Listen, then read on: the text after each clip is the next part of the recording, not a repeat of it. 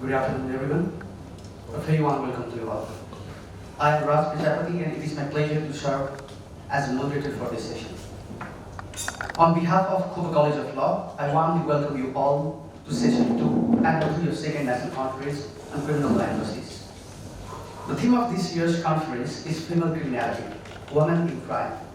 The conference seeks to explore the causes, consequences, challenges, and responses related to women in crime from legal, social, psychological, and policy perspectives. Our panel will be focusing on the sub-theme Women and Digital Era. It is now my privilege to introduce our esteemed chair.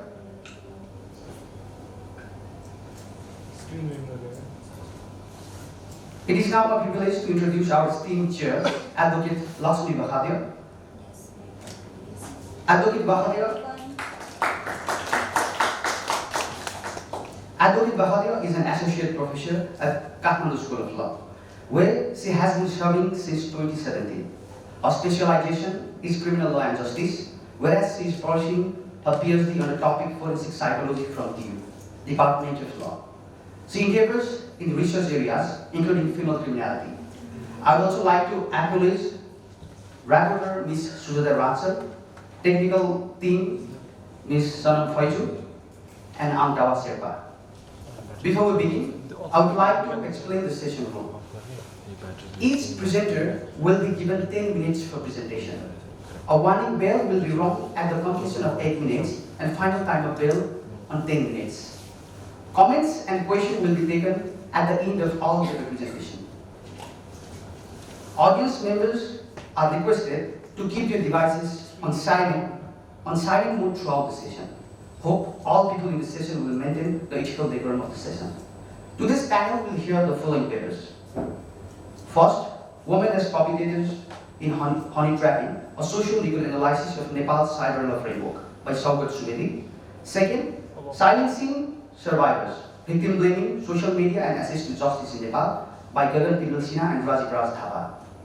Thirdly, the digital silencing of women, a critical analysis of gender-based online harassment in Nepal by Rohan Bhandari and Samana Sangrola.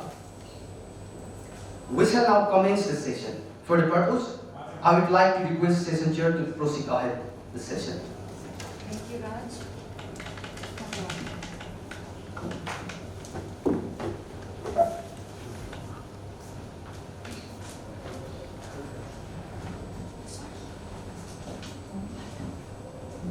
Thank you, Raj. Thank you so much for introducing me. As well as, though I am looking forward ahead, I would also like to greet every of you who are behind me, and we are going to start our session. First, I would like to call upon Saugat Subedi. He is a scholar from Usmania White House College, and topic of his paper is Women as Perpetrator in Honey Trapping, a social legal analysis of Nepal cyber law framework. I would like to welcome Saugat.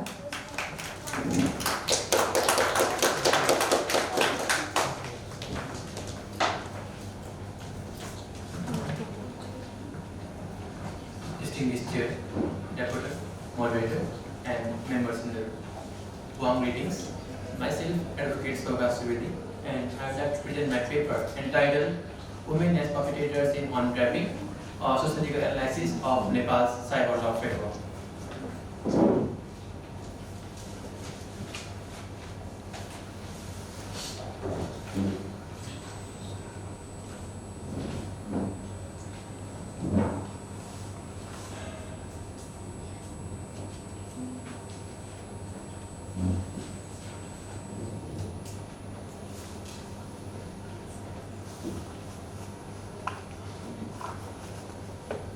So I'm going to begin the presentation now. मेरो first page कि right साइडमा चाहिँ data end action भनेर ठुलो फन्टमा data छ। यो किन छ भन्दाखेरि चाहिँ यो टपिक चाहिँ किन रिलिभेन्ट भयो त अहिले गर्नको लागि भन्ने कुराको लागि यो एउटा जस्टिफिकेसन हो। नेपालको रिसेन्टली साइबर ब्युरो नेपाल पुलिसको अन्तर्गत पर्छ। त्यसभित्र हेर्ने हो भने चाहिँ फिस्कल इयर 81-82 मा चाहिँ अराउन्ड 18,326 चाहिँ साइबर क्राइमको केस रिपोर्ट भएको देखिन्छ, जसमा चाहिँ हन्ट्याप मात्रै होइन विभिन्न खालको सोसल कामेसन अनलाइनमा डिफेम गर्ने केसहरू पनि यसमा परेको देखिन्छ। र यो केसमा हेर्दाखेरि सरप्राइजिङली के देखिन्छ भन्दाखेरि चाहिँ भिक्टिम चाहिँ वुमेनभन्दा बढी मेन देखिन्छ, like 51.7% of victims are men. So त्यही भएर पनि अहिले यो टपिक चाहिँ गर्न धेरै रिलिभेन्ट भएको कारणले गर्दाखेरि चाहिँ I have chosen this topic. र मेरो रिसर्च चाहिँ कम्प्लिटली डक्ट्रिनल बेस्ड रिसर्च हो, जसमा मैले डाटालाई चाहिँ एनालाइसिस गरेको छु through both qualitative as well as quantitative measures. क्वालिटेटिभको लागि मैले चाहिँ हेड एन्ड सन्सको डबल टेक स्क्रिमिनल थ्योरी र किम्बर्ली क्रेन्सको इन्टरसेक्सनल थ्योरीलाई युज गरेको छु भने now let's go into my presentation. यो रोडम्याप चाहिँ मेरो फर्स्टमा आई विल इन्ट्रोड्युस नेपालमा डिजिटल एरा कसरी इमर्जिङ भएर आयो र साइबर हन्ड ट्र्यापिङ किन डिफरेन्ट छ from the traditional honey trapping, र त्यस पछाडि चाहिँ नेपालमा अहिले भएको लजको फेलर के हो र यो ललाई फेल हुनबाट अब हामीले कसरी हटाउनुपर्छ त हामीले प्रपोज के गर्नुपर्छ भन्ने कुरा चाहिँ मेरो प्रेजेन्टेसनको रोडम्याप रहेछ। So let's say data here. हामीले अहिले हेर्ने हो भने चाहिँ नेपालमा करेन्टली 22 मिलियन प्लस चाहिँ इन्टरनेट युजर हुनुहुन्छ, जसमा चाहिँ फेसबुक चाहिँ हाम्रो अलिकति बढी युज हुने नेपालमा। सो फेसबुक बढी युज भएको कारणले गर्दाखेरि चाहिँ साइबर क्राइम पनि फेसबुकबाट चाहिँ बढी भएको देखिन्छ in the context of Nepal है। र यत्रो 18,326 वटा दर्ता भएको कम्प्लेनमा चाहिँ फर्मल्ली डिस्ट्रिक्ट कोर्टमा दर्ता भएको केस चाहिँ जम्मा 218 मात्रै छ, जुन चाहिँ भेरी भेरी लो इन नम्बर हो कम्पेयर टु रेजिस्टर्ड कम्प्लेन्ट्सको आधारमा हेर्ने हो भने हैन। तर यो 218 केसबाट पनि के देखिन्छ भन्दाखेरि चाहिँ यत्रो केस दर्ता भएर आउँदा पनि टिल डेटमा चाहिँ सुप्रिम कोर्टबाट साइबर हन्ड सम्बन्धी मुद्दामा चाहिँ वुमेनलाई एज अ मेन अफेन्डर मानेर चाहिँ कुनै पनि मुद्दामा जजमेन्ट दिएको अवस्था देखिँदैन। सो त्यो हेर्ने हो भने हामीसँग रिसेन्ट टाइममा हेर्ने हो भने चाहिँ महिला एज अ प्राइमेरी अफेन्डर भएको साइबर हन्ड ट्र्याप केस चाहिँ 0 नै छ भन्न सकिन्छ है त्यो डाटा। सो साइबर हन्ड ट्र्यापिङ के हो त र यो किन फरक छ ट्रेडिसनल हन्ड ट्र्यापिङबाट भन्दाखेरि चाहिँ this is a type of honey trapping जुन चाहिँ हामीले डिजिटल रूपमा गरिन्छ हैन। यसको लागि चाहिँ पहिला एउटा फेक प्रोफाइल क्रिएट गरिन्छ जसलाई हामीले सुरुको स्टेप भन्छौँ, द्याट इज फ्याब्रिकेटेड प्रोफाइल। त्यस पछाडि त्यसको प्रयोग गरेर चाहिँ मटेरियल्सहरू लिने which is specially sexually explicit image. भिक्टिमबाट चाहिँ हामीले सेक्सुअली एक्सप्लिसिट इमेज चाहिँ गेन गर्छ अफेन्डरले, र त्यो इमेज गेन गरेर उसलाई के गर्ने अब ब्ल्याकमेलिङ गर्ने। This is what is known as cyber honey trapping. So honey ट्र्यापिङलाई नै हामीले जब डिजिटल रूपमा गर्छौँ भने that is known as cyber honey trapping, र यो नेपालमा चाहिँ अहिले प्रिभेलिङ भएको देखिन्छ। र नेपालमा अहिले हेर्ने हो भने साइबर लको फ्रेमवर्कलाई गभर्न गर्नको लागि चाहिँ इलेक्ट्रोनिक ट्रान्जेक्सन एक्ट जसलाई हामीले इटिए भन्छौँ यो नै मेन रूपमा प्रिभेलिङ भएको देखिन्छ। र यो एक्टको भित्र पनि चाहिँ स्पेशली सेक्सन 47 लाई चाहिँ हामीले बढी युज भएको देखिन्छ। तर सेक्सन 47 ले साइबर हन्ड ट्र्यापिङलाई कसरी कभर गर्छ वा गर्दैन भन्ने कुरामा मेरो आर्गुमेन्ट के छ भन्दाखेरि चाहिँ सेक्सन 47 ले चाहिँ कुनै पनि इन्टिमेट इमेजेस अथवा कुनै पर्सनको प्राइभेसी हनन गर्ने इमेज चाहिँ हामीले अनलाइन पब्लिश गर्यौं भने द वर्ड पब्लिश भन्ने कुरा यसमा आउँछ है। अनलाइन पब्लिश गर्यौं भने चाहिँ सेक्सन 47 अट्र्याक्टेड हुने हो हैन। तर in case of cyber honey trapping चाहिँ यो पब्लिश हुन्छ हुँदैन भन्ने कुरा भर पर्दैन, किनकि त्यो इमेज चाहिँ जो अफेन्डर हुन्छ उसले लिएर आफ्नो फोनमा डिजिटली सेभ गर्छ र त्यही इमेजलाई युज गरेर उसले पब्लिस नगरिकन चाहिँ उसलाई ब्ल्याकमेलिङ गर्छ भने बिचको लुप होल्सलाई चाहिँ यो सेक्सन 47 ले कभर गर्न सकेको अवस्था देखिँदैन। यसकारणले गर्दाखेरि चाहिँ हामीसँग विरुद्ध कारोबार ऐन भए तापनि यो ऐनको उपयोगिता अहिलेको अवस्थामा छैन। त्यसकारणले गर्दाखेरि चाहिँ साइबर हन्ड ट्र्यापिङको मुद्दामा सरकारी वकिलले प्रोसिक्युसन गर्ने बेलामा चाहिँ मात्र विरुद्ध कारोबार ऐनलाई मात्र टेकेर प्रोसिक्युसन गर्न सक्ने अवस्था पनि छैन। त्यही भएर चाहिँ मुलुकी अपराध संहिता अथवा नेशनल पेनल कोडलाई पनि टेकेर गर्नुपर्छ। जहाँ गर्दा पनि समस्या के आउँछ भन्दाखेरि चाहिँ नेशनल पेनल कोड भित्र पनि ब्ल्याकमेलिङ गर्ने एक्सटर्सन गर्ने सम्बन्धी अफेन्सहरूलाई चाहिँ प्रोसिक्युसन गरेको देखिन्छ। तर त्यो अफेन्सहरू पनि फिजिकल रूपमा कसैले एक्सटर्सन गर्यो भने मात्रै त्यो अफेन्स चाहिँ एट्र्याक्ट हुने देखिन्छ भने साइबर हन्ड ट्र्यापिङको मुद्दामा चाहिँ फिजिकली रूपमा कसैलाई ब्ल्याकमेलिङ एक्सटर्सन गरेको अवस्था आउँदैन। This are all done through digital channels.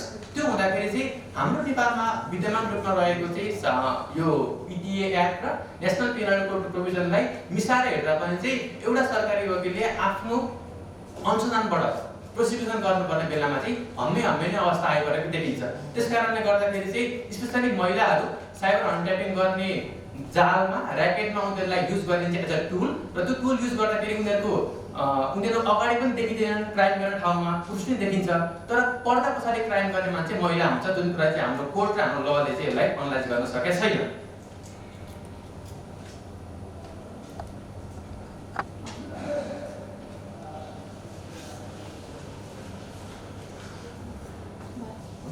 सो मैले यहाँ लिगल पर्सपेक्टिभको लागि चाहिँ इन्डिया र युकेको थोरै कम्पेरिजन पनि ल्याएको छु, लिटल लङ हुन्छ but I will try to explain summarize है। मैले इन्डिया किन लिएको भन्दाखेरि चाहिँ अब नेबरिङ प्लस 100 इकोसिस्टम पनि किनकि यो म्याच हुने पनि गइरहेछ र अफेन्सको क्याटेगोरी पनि एउटै हुन्छ हैन। त्यो हेर्दाखेरि हामीले इन्डियामा चाहिँ cyber honey trapping specially sexually explicit इमेजेसहरू अनलाइन सेयर गर्ने कुरा हैन, यस्तो कुराको लागि चाहिँ आइडी एक्टको थ्रुबाट र इन्डियन पेनल कोडबाट पनि त्यो कुरालाई चाहिँ क्रिमिनलाइज गरेको देखिन्छ हैन। र वर्ल्डको सबभन्दा बेस्ट इक्जाम्पल चाहिँ युकेको लेख्न सकिन्छ यसमा, किन भन्दाखेरि युकेमा चाहिँ स्पेसली रिभेन्ज पोर्न भन्ने कुरा जुन छ यसले चाहिँ साइबर हनी ट्र्याप भन्ने कुरालाई कम्प्लिट रूपमा मिनिमाइज गरेको देखिन्छ। किन भन्दाखेरि चाहिँ यसमा हामीले इमेजलाई पब्लिस पनि गर्नु परेन, इमेज पब्लिस गर्ने थ्रेट पनि चाहिँ अ क्राइम हुन्छ भन्ने कुरा यो अनलाइन सेफ्टी एक्टमा लेखेको पछाडि चाहिँ युकेमा चाहिँ हनी ट्र्यापको कुरा फिजिकल्ली पनि मिनिमाइज भएको छ र साइबरको थ्रुबाट डिजिटल थ्रुबाट गर्ने कुरा मिनिमाइज भएको देखिन्छ। र यो कुरामा हामी नेपाल चाहिँ अत्यन्तै पछाडि ल्याग गर्छौँ, किनकि हामीसँग चाहिँ प्रपर रूपमा साइबर क्राइमलाई एड्रेस गर्ने ल पनि छैन र हामीसँग भएको ल पनि के चाहिँ स्क्याटर्ड छ भन्ने कुरालाई चाहिँ यो कम्पेरिजनले देखाउँछ है। ओके, अब महिला अफेन्डर भएको बेलामा चाहिँ कस्तो कुराको समस्या आउँछ भन्ने कुरामा चाहिँ I will like to intro Frank हेडेन्सनको double deviance theory. Double deviance थ्योरीले के भन्छ भन्दाखेरि चाहिँ यदि महिलाले कुनै पनि अफेन्स गरेको अवस्था देखिन्छ भने from the perspective of criminology यसमा के देखिन्छ भन्दाखेरि आइदर त्यो कोर्टले उसलाई महिला भएर अफेन्स गर भनेर अलिक बढी प्रोसिक्युसन गर्ने देखिन्छ एउटा अवस्थामा, अर्को अवस्था कस्तो हुन्छ भन्दाखेरि ऊ महिला हो त्यसकारणले we should be lenient towards her. अब सेन्टेन्सिङ गर्ने बेलामा हैन प्रोसिक्युसन गरे पछाडि चार्ज लाग्यो, क्राइम पनि भयो, प्रुफ पनि भयो, तर सेन्टेन्सको बेलामा चाहिँ महिला हो भनेर कि थोरै बढी हुने कि थोरै कम हुने अवस्था आउँछ। त्यो गर्दाखेरि चाहिँ महिलाहरू विशेष रूपमा साइबर हनी ट्र्यापिङ केसकोमा अफेन्डर भएको अवस्थामा चाहिँ कोर्टले पनि डबल डेभिएन्स थ्योरी लगाएर चाहिँ हेर्ने हुँदाखेरि चाहिँ यसले चाहिँ मिसब्यालेन्स आउँछ जस्टिसमा हैन। एउटा केसमा एउटा जजमेन्ट अर्को जजमेन्ट आउने अवस्था बढी हुन्छ, जस कारणले गर्दाखेरि चाहिँ फर्स्ट टाइम जजमेन्ट चाहिँ आउँदैन भन्ने यसको थ्योरीको र्यासनल हो। ओके, अब यो थ्योरीको र्यासनल भएपछि चाहिँ हामीले सोलुसन पनि दिनु पर्यो। So what I propose the solution is that कोर्टले कुनै पनि अवस्थामा चाहिँ वुमेन क्रिमिनल अथवा वुमेन डिफेन्स भएको मुद्दामा चाहिँ 3 पार्ट्स फ्रेमवर्क लगाएर हेर्नुपर्छ। 3 पार्ट्स चाहिँ एजेन्सी, कोएर्सन र स्ट्रक्चर र भल्नरेबिलिटी। एजेन्सी भनेको कुनै पनि महिला कुनै पनि क्राइममा डिफेन्स छ, उसलाई मुद्दा लागेको छ भने चाहिँ त्यो महिला त्यो मुद्दामा कति हदसम्म इन्भल्भ छ हैन, एज अ तपाईको चाहिँ एस्टरी एट फ्याक्ट हो कि आफ्टर फ्याक्ट हो कि अथवा मेन अफेन्डर नै ऊ हो कि हैन, अथवा को अफेन्डर कुन अवस्थासम्म छ भन्ने कुरा फर्स्ट कोर्टले हेर्नुपर्छ, उसको इन्भल्भमेन्ट हेर्नु पर्यो। सेकेन्डली कोएर्सन हेर्नुपर्छ, यानी कि उसलाई कुनै थ्रेट दिएर कुनै इमोसनल ब्ल्याकमेलिङ गरेर अथवा कुनै चाहिँ उसको फाइदा लिएर उसलाई त्यो काममा लगाएको छैन, त्यो कुरा सेकेन्डली हेर्नुपर्छ। And third is structural vulnerability. यसमा चाहिँ हामीले किम्बर्ली क्रेन्सको द थ्योरी अफ इन्टरसेक्सनालिटी हेर्नुपर्छ। त्यो किन भन्दाखेरि चाहिँ महिलाले यदि त्यो क्राइममा अफेन्समा आइरहेको छ भने चाहिँ उसको कास्ट, जेन्डर हैन अथवा इकोनोमिक स्ट्याटसले के असर पारेको छ छैन भन्ने कुराले कोर्टले हेरेर मात्रै बल्ल court should prosecute and sentence भन्ने चाहिँ मेरो मेन आर्गुमेन्ट हो। ओके, सो अब हामी सिधा भन्यो भने त सेक्सन 47 ला अमेन्ड गर्दाखेरि इट्स ओभर भन्ने देखिन्छ हैन, but making law is not like making a piece of cake हैन। ल बन्नु भनेको एउटा ठुलो प्रोसेस हो, लामो प्रक्रिया हो र त्योसँग पुग्ने अवस्थामा सम्म नेपालमा धेरै केसहरू आउने सम्भावना पनि देखिन्छ। अहिलेको डाटाले पनि त्यही कुरा देखाउँछ। त्यसकारणले हामीले अहिले रिसेन्टली गर्न सक्ने भनेको चाहिँ कोर्टले यो 3 पार्ट फ्रेमवर्कलाई चाहिँ इन्ट्रोड्युस गराएर चाहिँ साइबर हनी ट्र्यापको मुद्दामा चाहिँ महिलाको इन्भल्भमेन्ट कतिसम्म छ, कहाँसम्म छ र त्यो र्याकेट भित्रमा चाहिँ महिलाले कुन रोल चाहिँ प्ले गरेको छ भन्ने कुरा चाहिँ फर्स्ट कोर्टले जजमेन्ट दिनुपर्ने हुन्छ। अनि त्यसपछि चाहिँ लङ टर्ममा चाहिँ हामीले नेपालको प्राइभेसी ल र साइबर ललाई पनि चाहिँ अमेन्ड गरेर चाहिँ हनी ट्र्याप मात्रै होइन कि साइबर हनी ट्र्याप त्यो भित्र पनि महिला एज अ अफेन्डर भयो भने कस्तो अवस्थामा के गर्ने भन्ने कुराको चाहिँ एउटा प्रपोज फ्रेमवर्क दिनुपर्छ भन्ने मेरो मूल रिकमेन्डेसन हो। र यो प्रपर रिसर्चको फाइन्डिङ चाहिँ एट लास्ट के हो भन्दाखेरि चाहिँ नेपालमा भएको साइबर लले चाहे कुनै पुरुषले साइबर हनी ट्र्यापको अफेन्स गरोस् या कुनै महिलाले गरोस्, दुईटै अवस्थामा चाहिँ हनी ट्र्याप नै हो भनेर भन्न सक्ने ल चाहिँ अहिलेसम्म नेपालमा काहीँ पनि छैन। त्यसकारणले गर्दाखेरि चाहिँ भिक्टिम अझै पनि भिक्टिमाइज हुने भयो र अफेन्डरले चाहिँ आफूले गरेको अफेन्स अन्तर्गत चाहिँ सजाय पाएन, त्योभन्दा बाहिरमा चाहिँ हियर विल बी पनिश, जसले गर्दाखेरि चाहिँ क्रिमिनल लको मेन थिमलाई नै यसले चाहिँ भङ्ग गरेको देखिन्छ। किनकि crime should come with punishment भन्छन्, तर त्यो कुरा चाहिँ यसमा देखिँदैन। So that's in presentation. Thank you.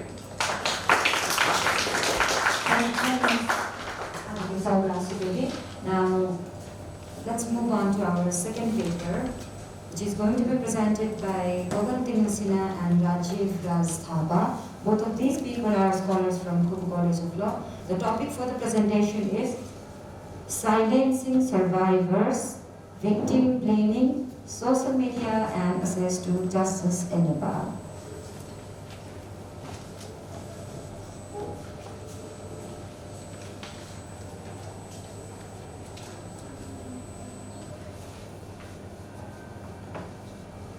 So, good afternoon everyone. I am Rajiv Rasthapa. Alongside my co-author, Gawan Sinha, we are here to present our paper, Silencing Survivors, Victim Blaming, Social Media and Access to Justice.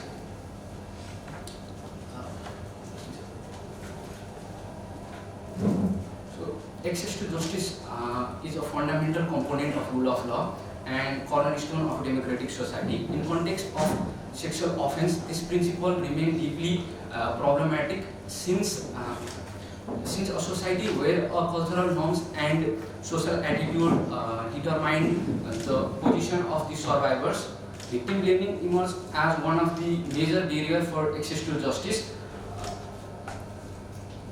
where the perpetrator acts are not analyzed, rather than victim identity are analyzed or their offense. The core struggle of survivor of sexual offense is often their voice is neglected by the fear of retaliation or by the societal attitudes which arise from the question of the society. Victim of sexual offense does not only suffers from the crime itself, they also suffers from the secondary victimization due to lack of care and support after the traumatic experience they faced. In modern digital era, survivors face public shaming, online harassment, trolling, which extend the victimization beyond the institutional space. Statement of problem: despite the strong legal provision provided by the Constitution and other laws, sexual offense often continue to be unreported, not only because of procedural hurdles but because of societal norms or victim blaming. Social media has intensified further problem by creating digital victimization, where public shaming, which I already mentioned, which extend the gap between the law in book and law in action, which discourage the survivors to seek justice. And our research is guided by 3 research questions, and objective is directly corresponding to this research question. Methodology: we adopted social legal research approach, which include doctrinal analysis of law, cases and court trends, along with quantitative analysis of social media content and high-profile cases. Despite this, our paper have limitation as it relies on secondary sources and focus on selected high-profile cases. It does not fully reflect the experience of the survivor at a large. Legal literature review: William Ryan concept, where a theory of individual blaming, which shift or divert the attention from the structural failure of the society. Similarly, Martha R. Watt article, which normalize the violence by scrutinizing the survivor's character or conduct.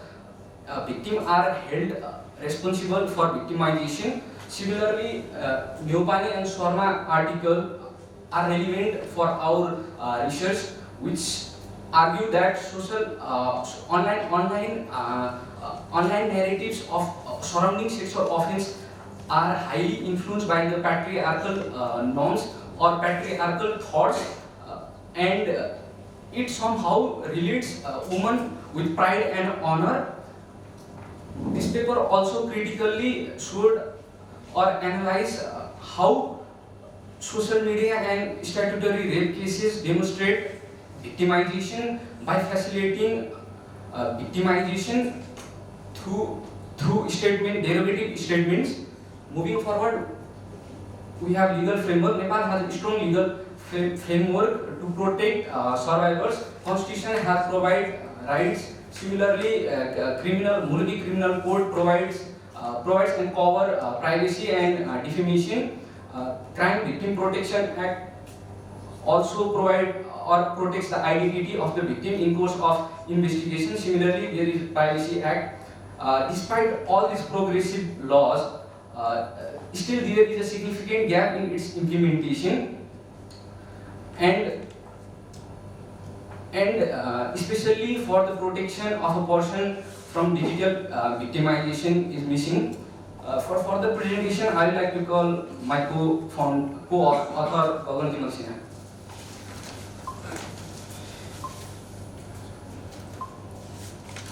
Thank you, Rajiv. So, I'll further continue our presentation.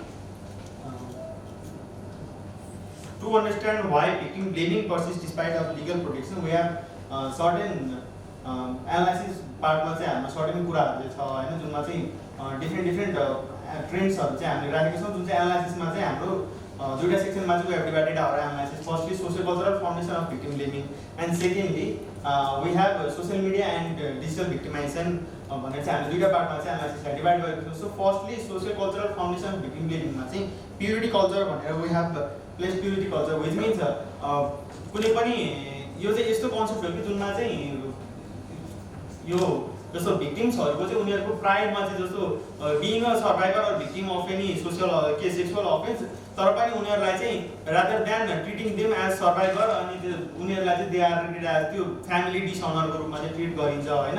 अनि त्यसपछि secondly चाहिँ patriarchal norms हैन which scrutiny on survivors morality not on perpetrator rather than questioning perpetrator को morality society चाहिँ scrutinize the survivors morality भन्ने कुरा भयो. अनि thirdly चाहिँ just wall hypothesis is a psychological concept which includes survivors self blame. survivorले चाहिँ के गर्छ भन्दाखेरि they self blame themselves to rationalize the injustice they face हैन. अनि fourthly चाहिँ socialization को कुरा छ जुनमा चाहिँ जो जुन भिक्टिम ब्लेमिङ को जुन यो कन्सेप्ट छ जुन चाहिँ भिक्टिमलाई नै ब्लेम गर्नेवाला जुन यो न्यारेसन छ यो चाहिँ लङ रन देखि नै सोसाइटीमा चाहिँ सोशलाइजेसनको थ्रुबाट पास अन हुँदै र इन्टेन्सिफाई हुँदै आएको हुन्छ भन्ने जेनेरेसन अफ कल्चरल नर्म्सले चाहिँ यसलाई इन्टेन्सिफाई गर्दै गएको हुन्छ भन्ने चाहिँ यो भयो. अनि यो पछाडी अब how this is related to social media and digital victimisation भन्दाखेरि firstly trial by media public verdict before any legal application. कुनै पनि सेक्सुअल अफेन्सको केस बाहिर मिडियामा आइसक्दै गर्दाखेरि सुरुमा नै के हुन्छ भन्दाखेरि पब्लिकले चाहिँ भर्डिक्ट दिइसक्छ कि मेजरली रादर देन क्वेसनिङ पर्पिट्रेटरलाई भन्दा पनि एउटा हाम्रो पार्ट अफ सोसाइटी चाहिँ कतापट्टि पनि ढल्किन्छ भन्दाखेरि दे क्वेसन त्यो सर्भाइभरलाई नै क्वेसन गर्छ कि वाइ वर यु देयर अनि किन त्यहाँ पुग्यौ अनि किन त्यसरी त्यो जुन इन्सिडेन्ट भएको थियो त्यो क्वेसनमा चाहिँ त्यो इन्सिडेन्टमा सर्भाइभरको प्रेजेन्सलाई चाहिँ क्वेसन गरिन्छ रादर देन पर्पिट्रेटर हैन. Secondly identity exposure.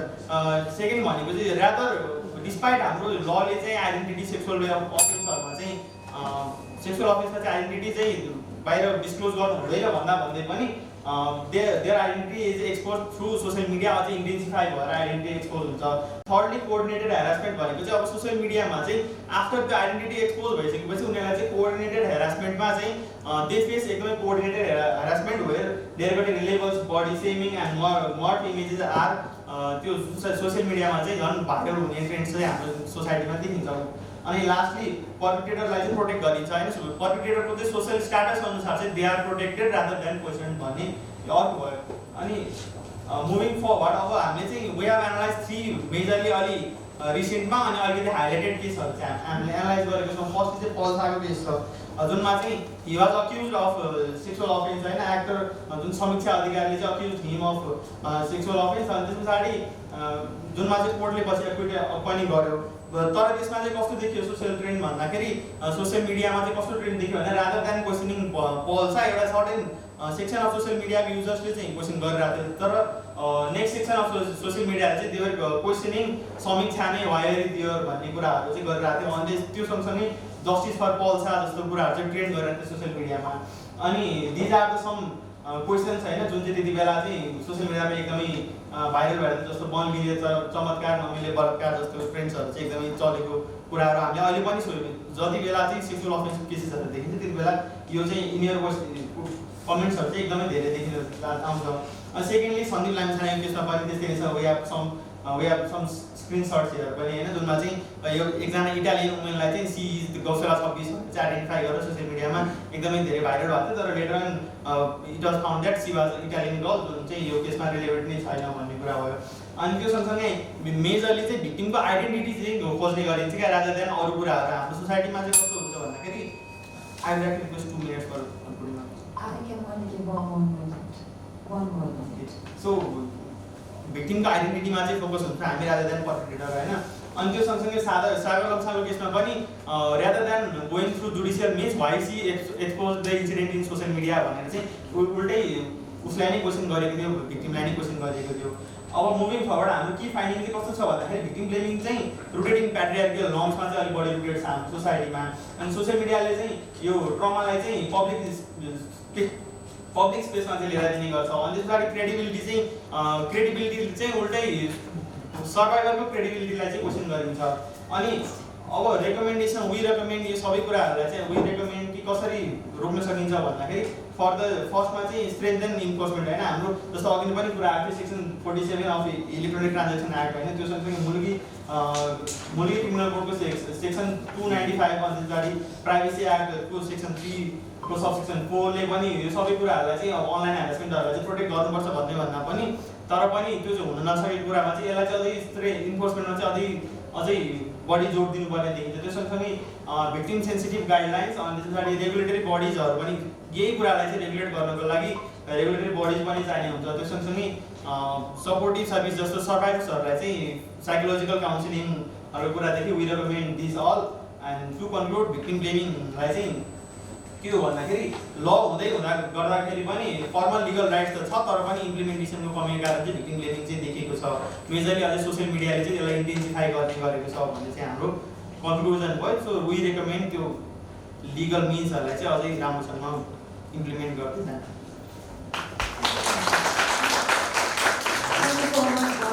Rajiv, it was a very interesting topic. Now moving toward our third and last paper is going to be presented by Rohan Bhandari and Samana Sabrola. Both of these scholars are from Kathmandu School of Law, and the topic which they are presenting is the digital silencing of women, a critical analysis of gender-based online harassment in Nepal.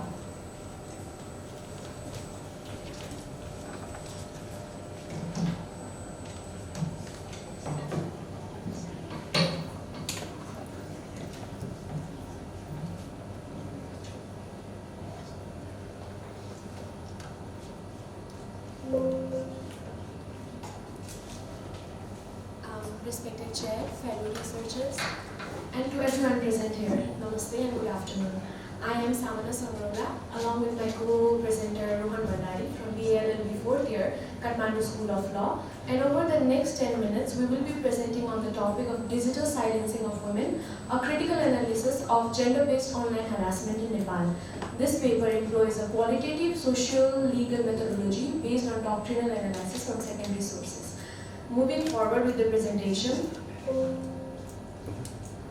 the core question around which our presentation revolves is why are women being systematically silenced in Nepal's digital spaces and what structural gaps enables this?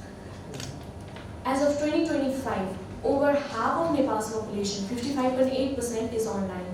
While this digital expansion should democratize speech, it has instead given rise to an aggressive wave of technology-facilitated gender-based violence, or TFGBV, when women, particularly those in public roles like journalists, activists, and politicians, express independent opinions that are targeted with highly organized character assassinations, doxing, and deepfakes. This isn't just random internet trolling, it is a systematic mechanism of digital silencing that forces women out of public discourse. To understand why this is a crisis, we must look at the empirical metrics. According to Nepal Police annual fact sheet for the fiscal year 2080-2081, out of nearly 20,000 cybercrime cases, Women and girls make up 44.32% of the victims. Crucially, over 81% of these crimes occur on a single platform, Facebook. The situation is most severe in fields dependent on public voice. Globally, 73% of women journalists face online violence. In Nepal, a study by Media Advocacy Group reveals that a staggering 88.6% of female journalists have faced online abuse. And for 1 in 5 of them, the abuse did not stay digital. It escalated into physical threats and real-world violence.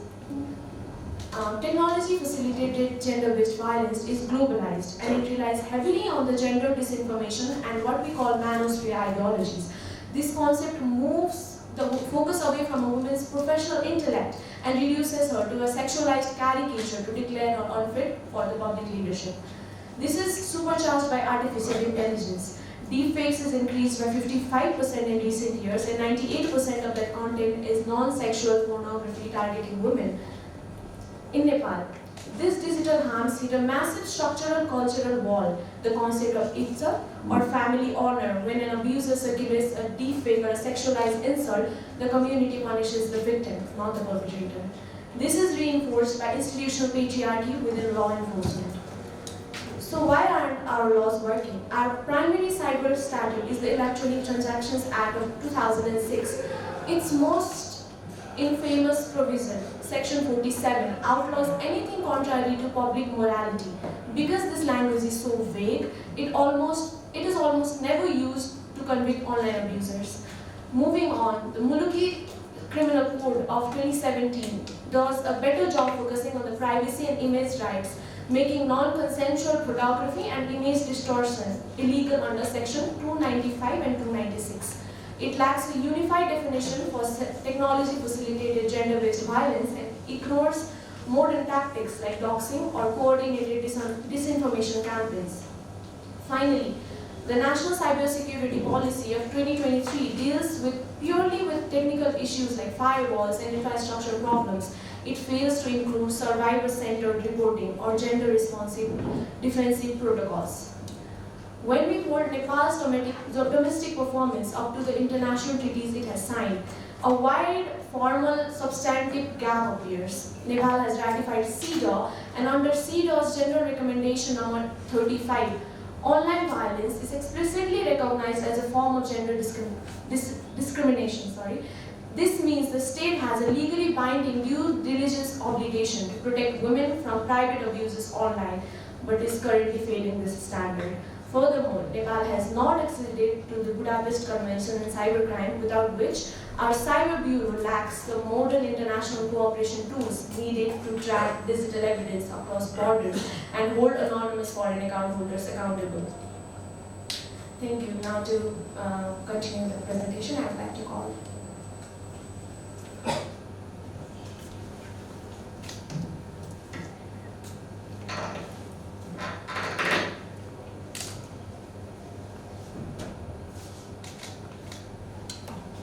Respected Chair, fellow researchers, everyone present here, Namaste and good afternoon. As introduced earlier, my name is Rohan Mundal, and I will guide you through the findings and conclusions for our research. Our study uncovers a chilling reality. The digital silencing of women is not an accidental byproduct of technology. Rather, it is a structural convergence where fragmented laws, algorithmic platforms, and deep-seated socio-cultural patriarchal norms weaponizes the digital space to push women out of the public sphere. We synthesize our core discussions into 4 primary findings. Finding 1, the chilling effect. The chilling effect means the discouragement of free speech through threat of legal sanctions, surveillance, or social repercussions, leading to widespread self-censorship. Online harassment acts as a severe tool of containment. While global UNESCO data indicates that 30% of women journalists, self-censor themselves, our localized data in Nepal reveals that 60% of surveyed females explicitly restrict their online activity after facing harassment. As mentioned by my co-presenter, Section 47 of the Electronic Transaction Act is another hurdle. Its overbroad phrasing criminalizes improper conduct. As students of criminal law, we understand that the basic principle of criminal law is strict construction. And giving this broad definition, the state can prosecute anyone who dare to speak against them. Lastly, there is no provision of interim protection remedy, such as emergency takedown request and injunctions.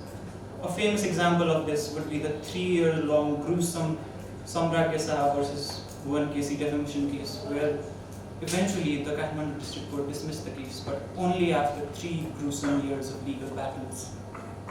Finding 2, Izzat, the trap and the institutional patriarchy.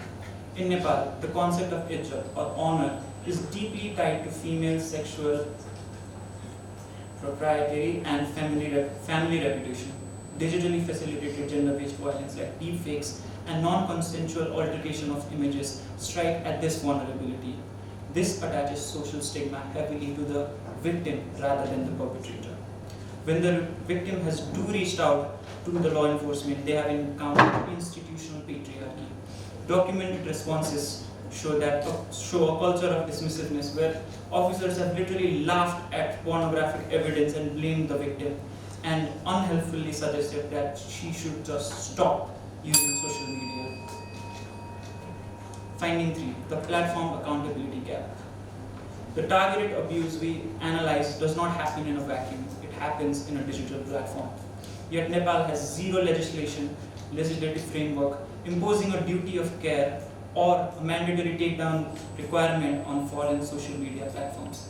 Currently, only TikTok voluntarily facilitates regulatory data request. This creates absolute structural immunity where the perpetrator uses the algorithm of these platforms to victimize the women and silence them of the abuse. Finding 4.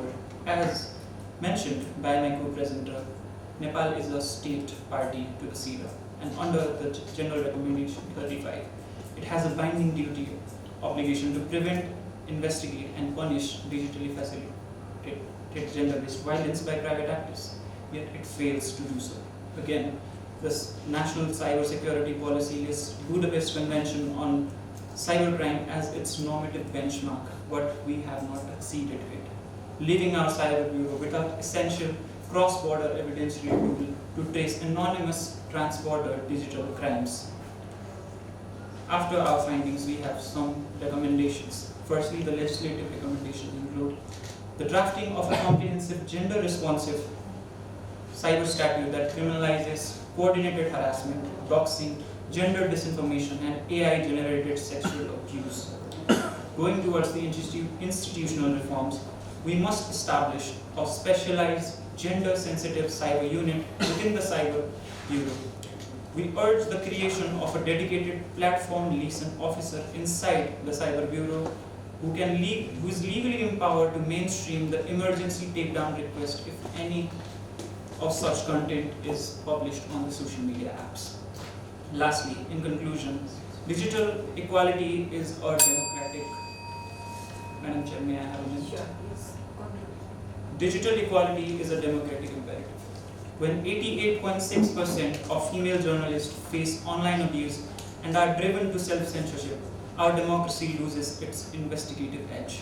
When female politicians faced synchronized character assassinations, our public is deprived of diverse leadership.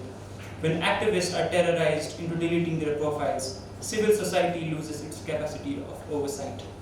The Constitution proudly guarantees freedom of expression, equality, and privacy of character. Yet, right now, the state is failing to translate those paper guarantees into lived protections. Lastly, we say that the digital silencing of women is ultimately a choice. It is a choice that Nepal can unmake. Now the question remains whether it will. Thank you. This concludes our presentation.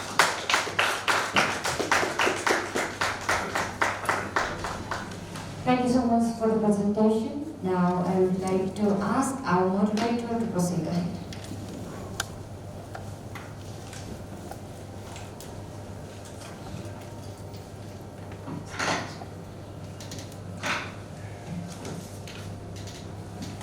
Thank you to all presenters for your excellent presentations. We will now move into the comments and question session. I invite participants to share their questions, comments, and observations regarding the papers presented today.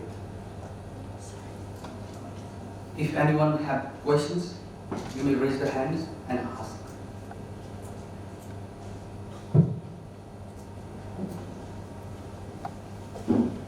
मेरो question भन्दा पनि एउटा observation एउटा question थियो हाम्रो first प्रेजेन्टरलाई मैले observe गरेको चाहिँ उहाँले सेक्सन्सहरू साइड गर्नुभएको छ क्रिमिनल कोडको हजुर त्यही वेयर बिट रङ बिफोर मिसअलाइन थियो हजुर। अब्जर्भेसन मात्र मेरो अनि अब क्वेसन चाहिँ उहाँले एक्सटर्सनको बारेमा भन्दाखेरि फिजिकल मात्र छ भन्दा चाहिँ तर पिनल कोड हेर्दाखेरि एनी काइन्ड अफ इन्जुरी भन्ने छ नि त्यो भएर I think it covers the online aspect is well did you interpret it or another way or something? That's my question. Thank you. Question? I think we can answer it at last. Okay. Next question.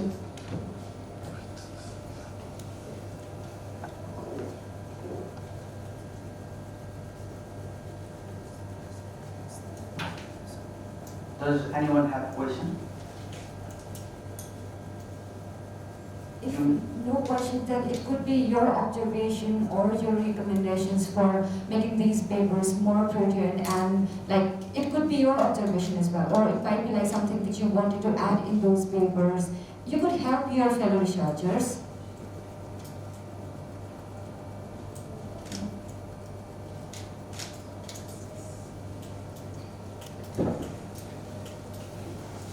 Does anyone have question, comments, or observation? My goodness, these papers are so excellent, and like we are in a digital platform. Like it could be anything. It could be any of your observations. Like 2 papers we're talking about from the perspective of the survivors, and 1 was from the perspective of the perpetrators. So these 3 papers are giving you 3 dimensions. So come on. Yeah, please.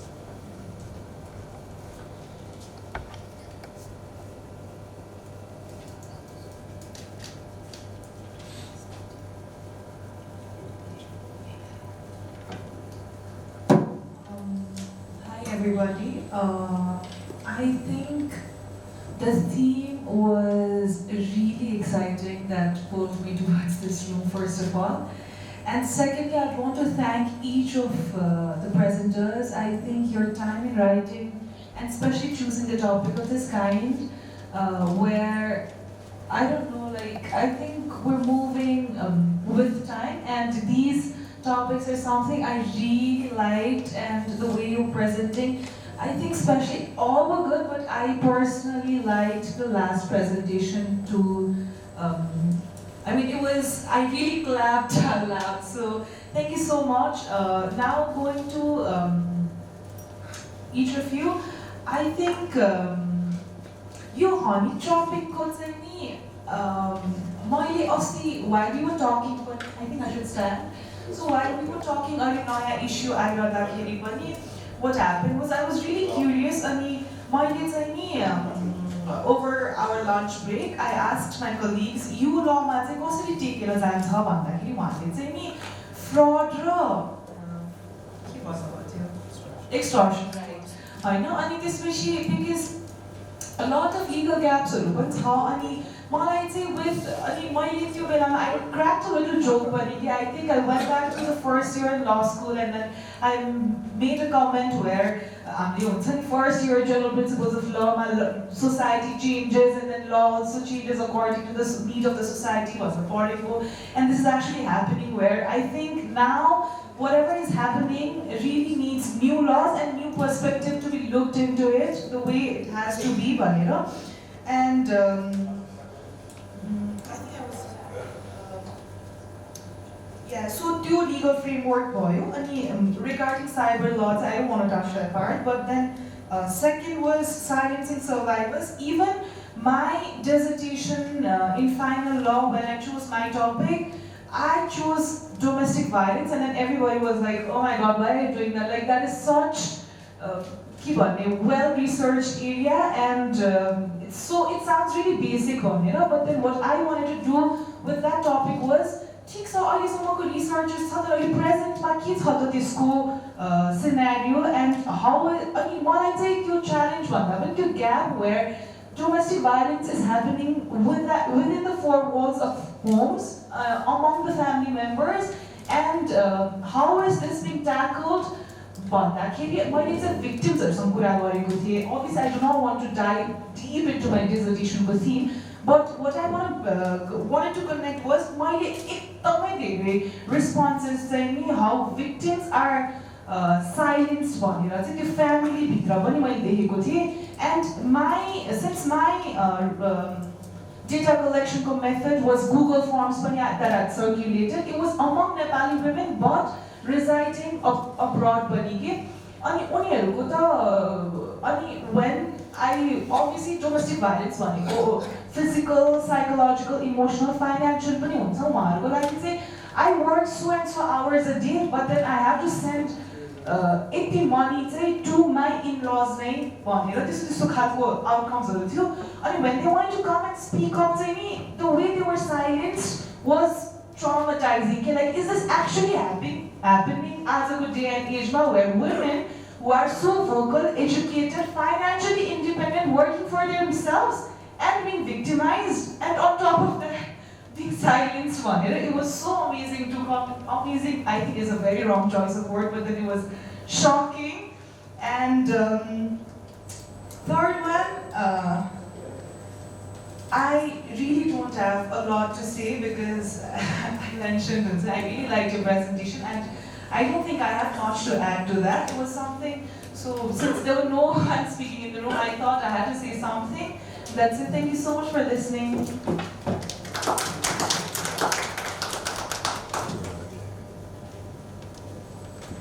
If there are any questions, you can ask. If none, I would like to request the presenter to answer the question asked before. Thank you very much for the question. Regarding section 12, as to NPC raw IPC comparison गर्दाखेरि allocation थियो, so slides mismatch भएर चाहिँ माथि आएको. Section चाहिँ नेपालको एक्सपर्टसम्मको 253 हो national panel कोडको है. Sorry for that.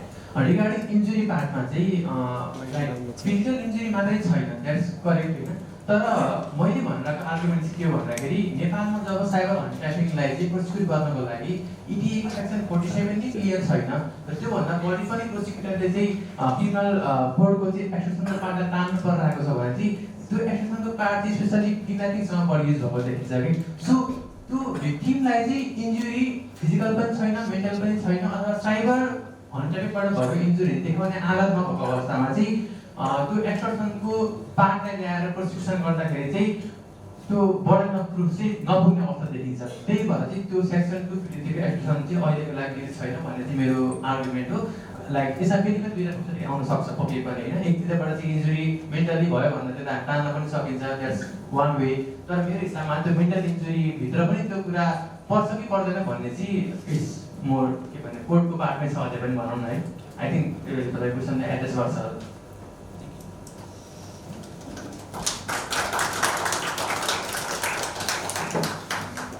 Thank you everyone for your thoughtful participation. We have now reached the concluding segment of this session. I would like to respectfully invite our session chair, Advocate Lakshmi Bahadur, to provide her comments, observation, and concluding remarks on the paper presented.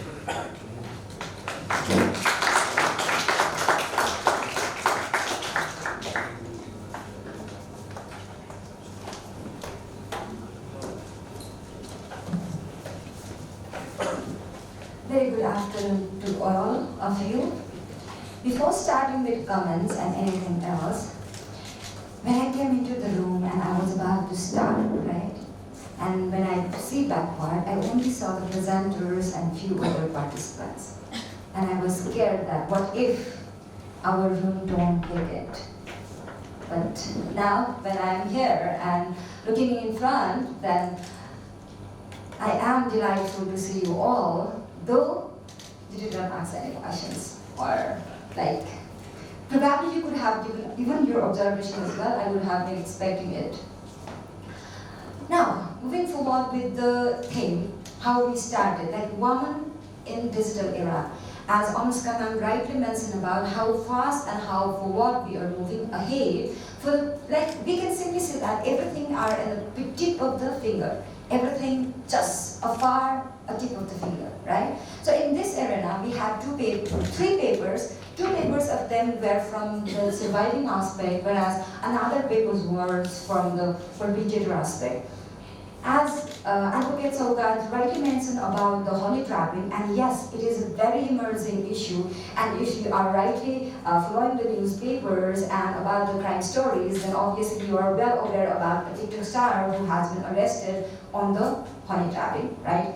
And one more thing, just like it has been stated that it is not only her who is involved there, but rather there are some other people who are involved in that very crime. And that is only one exemplary case which has been surfaced.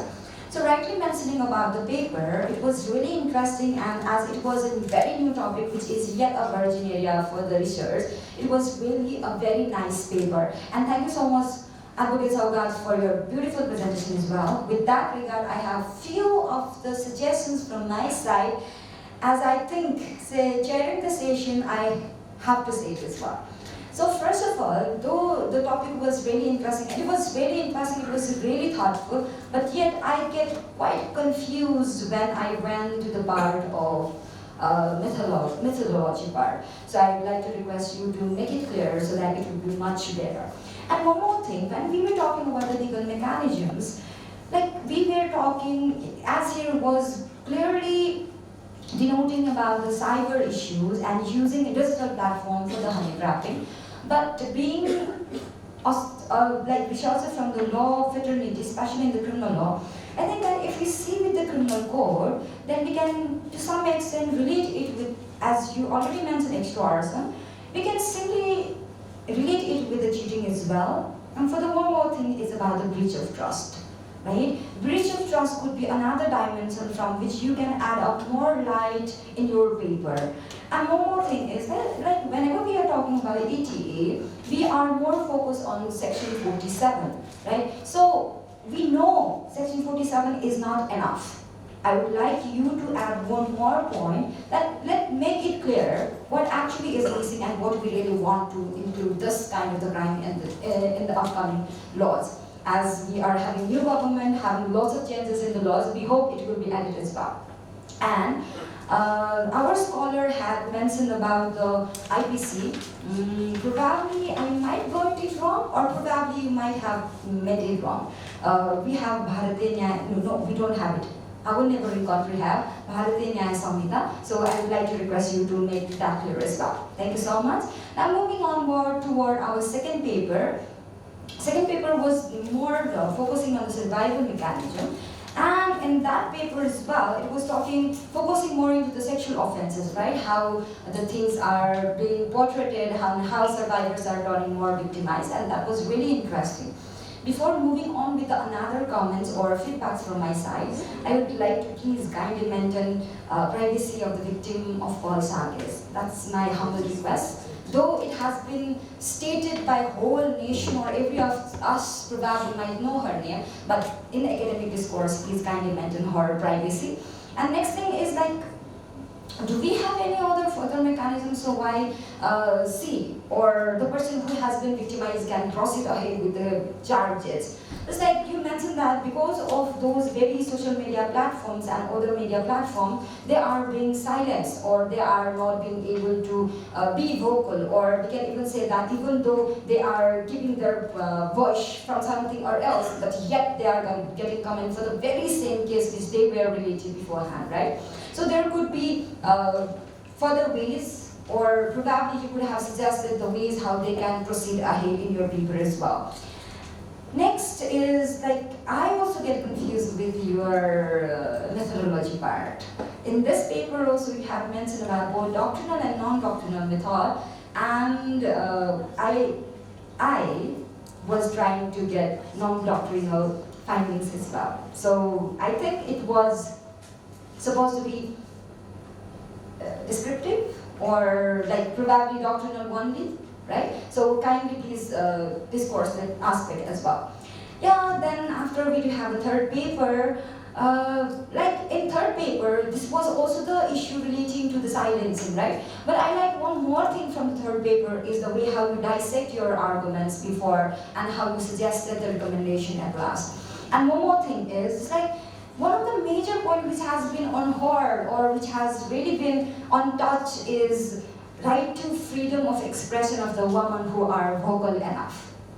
We have ample of the example where woman journalist, woman politician, and the women who actually are vocal are tried to make, like, they are provided with such a situation that they are not being able to speak their opinion as well, because they are getting lots of hate remarks in their comment section, and even some certain time they are part and parcel of the memes as well, right? So that part was really interesting. So when I was I was observing all of your three papers, I am getting one point is that we are, in this era, we are talking about the feminism, and whenever we are talking about the feminism, we are not promoting criminal aspect, like we are not honey trapping as our scholars or God said, we are not promoting it. But feminism to some extent is a fight against patriarchy which has been inherent in our mind. Being a woman, I might be having the patriarchal thoughts, and being a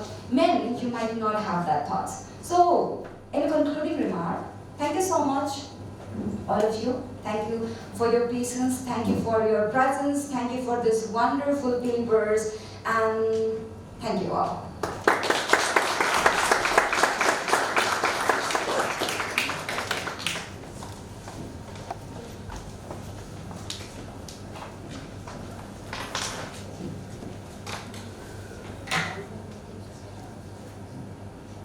Thank you, Madam Chair, for your valuable remarks and guidance. I now request our respected Chair, Advocate Lakshmi Bahadur, to kindly distribute certificates to the presenters in recognition of their valuable academic contributions.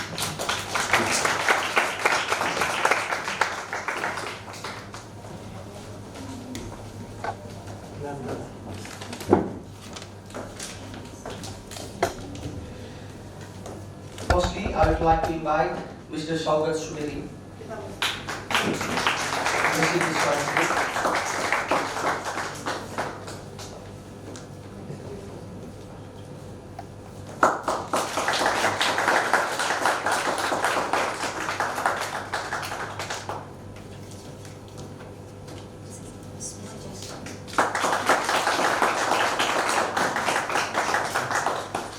I would like to request Mr. Gagan Timil Sinha.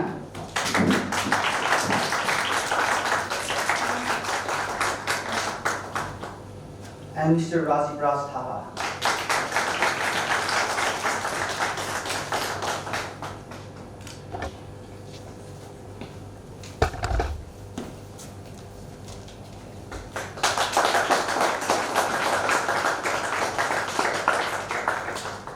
Ms. Shamana Sangrawa.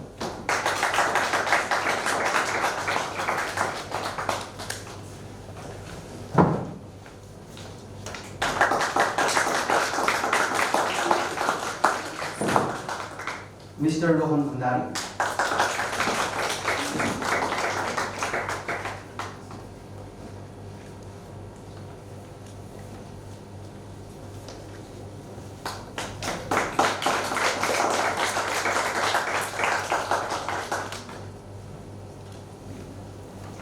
Thank you, Madam Chair. I would now like to invite the Principal of Kopo College of Law, Ms. Anita Zazari, to present a token of love to our respected session chair, Advocate Lakshmi Bahadur, as a gesture of appreciation and gratitude.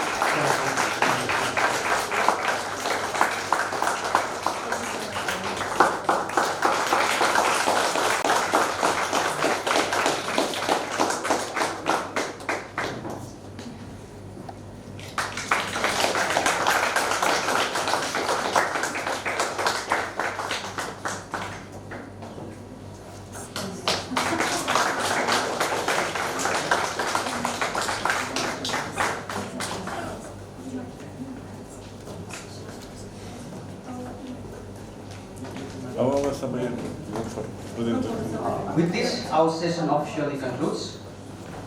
The presentation are still remaining in our sessions. high tea has been arranged in the canteen, and participants are welcome to proceed. Group photo. Yeah, we are now having a group photo. So all the participants, presenters and chair are invited to the space. Presenters, chairs, volunteers. Participants can receive their certificate of participation from registration desk.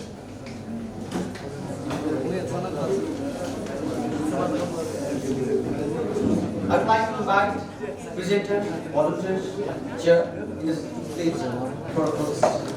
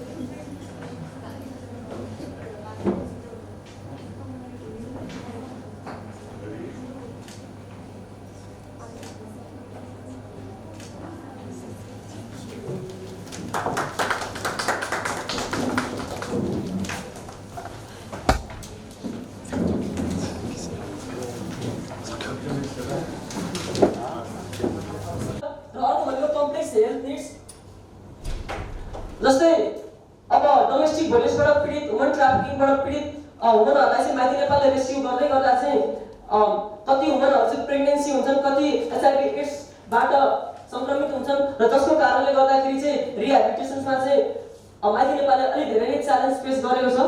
र अर्को ओभरक्राउडेड shelter, जसमा चाहिँ जुन सेल्टरहरू home हुन्छ त्यसमा चाहिँ care taker र जुन service लिने हुन्छन् उनीहरू बिच चाहिँ एउटा राम्रो सम्बन्ध नहुनु अनि लो ट्रस्ट हुनु र कन्फिडेन्सियालिटीको पनि प्रब्लम हुन्छ।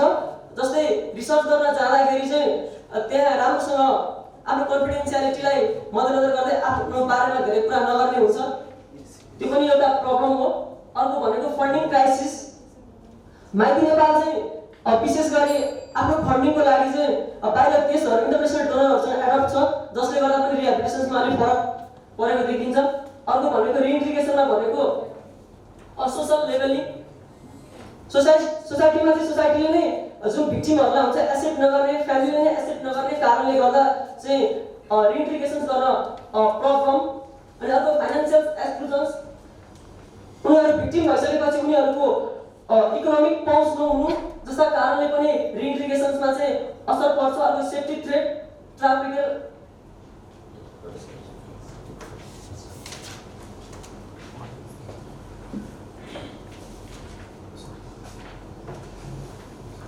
जुन यो रिइन्टिग्रेसन गर्ने क्रममा चाहिँ माइती नेपालका स्टाफहरूले चाहिँ जुन सोसाइटीमा जाँदाखेरि चाहिँ जस्तै सोसाइटीहरूबाट नै थ्रेट हुने जस्ता प्रब्लम च्यालेन्ज पनि माइती नेपालले आफ्नो काम गर्ने सिलसिलामा बेहोरिरहेको छ। अर्को भनेको रिकमेन्डेसन भन्नुपर्दाखेरि चाहिँ कम्युनिटी बेस्ड रिहेबिलिटेसन, जसमा चाहिँ माइती नेपालले चाहिँ कस्तो गरिरहेको छ भन्दाखेरि चाहिँ सोसाइटीमा जाने सिधै उनीहरूलाई उसको समाजमा जिम्मा लगाइदिने जस्तो कामहरू हुन्छ। र योभन्दा अगाडि चाहिँ पहिला समाजमा रिस्टाब्लिस गर्नुभन्दा अगाडि नै चाहिँ पहिला गएर फ्यामिली र सोसाइटीहरूसँग छलफल गऱ्यो भने चाहिँ अझ रिहेबिलिटेसन र रिइन्टिग्रेटिङ प्रोसेस चाहिँ अझ बेटर हुन्थ्यो। Family mediation end community awareness. अनि अर्को diversified funding strategies.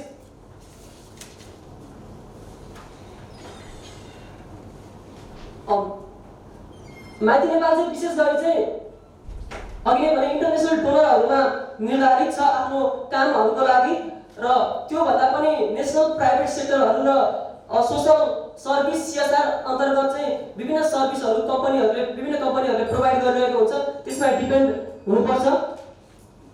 Sir 2 minute.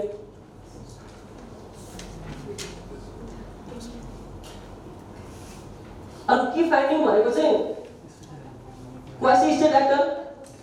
माइती नेपालले चाहिँ एउटा जुन राज्यले गर्नु जुन रिहेबिलिटेसन सेन्टर सपोर्ट भिक्टिमलाई सर्भिसहरू प्रोभाइड गर्ने मुख्य काम भनेको चाहिँ स्टेटको हो र माथि नेपालले गरेको काम चाहिँ एउटा स्टेटले गर्न नसकेको काम र एउटा क्वासी स्टेट एक्टरको रूपमा चाहिँ काम गरिरहेको देखिन्छ। अनि अर्को भनेको प्रिभेन्सन रेस्क्यु प्याराडक्स।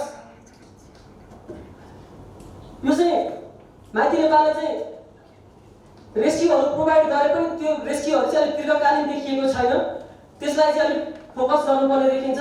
अर्को भनेको फन्डिङ फ्रेगलिटी। अघि नै भने इन्टरनेसनल डोनरहरूमा चाहिँ आफ्नो अर्गनाइजेसन चलाउनको लागि चाहिँ डिपेन्ड छ। अनि ल भर्सेस प्र्याक्टिस ग्याप।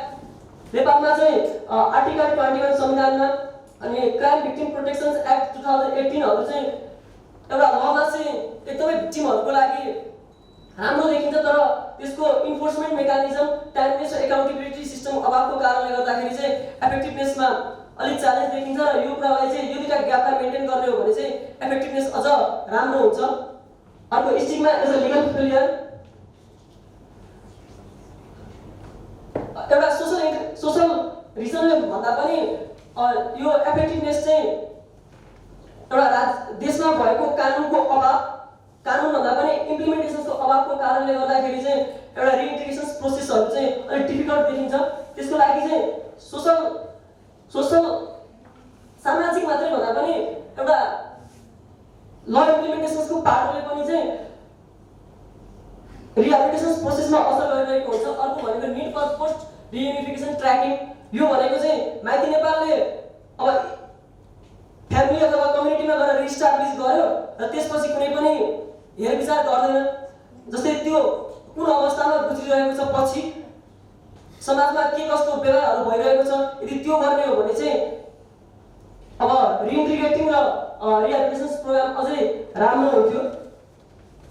कन्क्लुजन भन्नुपर्दा चाहिँ माथि नेपालले चाहिँ एउटा स्टेटले गर्न नसकेको र स्टेटले गर्नुपर्ने जुन ग्याप छ त्यो ग्याप चाहिँ फुलफिल गरेको देखिन्छ। जुन जस्तै अब एक्सेप्सनल ग्रोथ 2020-25 डेमोन्स्ट्रेटिङ प्रिभेन्सन फर सक्सेस। जुन 22 देखि 24 को बीचमा चाहिँ बोर्डरहरूमा गरेको इन्टरसेप्सन चाहिँ प्रभावकारी देखिन्छ र service fluctuations in reveals dangerous over dependence on the international funding systematically vulnerability. Law exists enforcement does not a victim protection implementation framework is urgently needed. A long-term survival well-being require a community-based reintegration, not just a institutional rescue. Without structural reform and sustainable funding, no single NGO can replace the state responsibility. Thank you.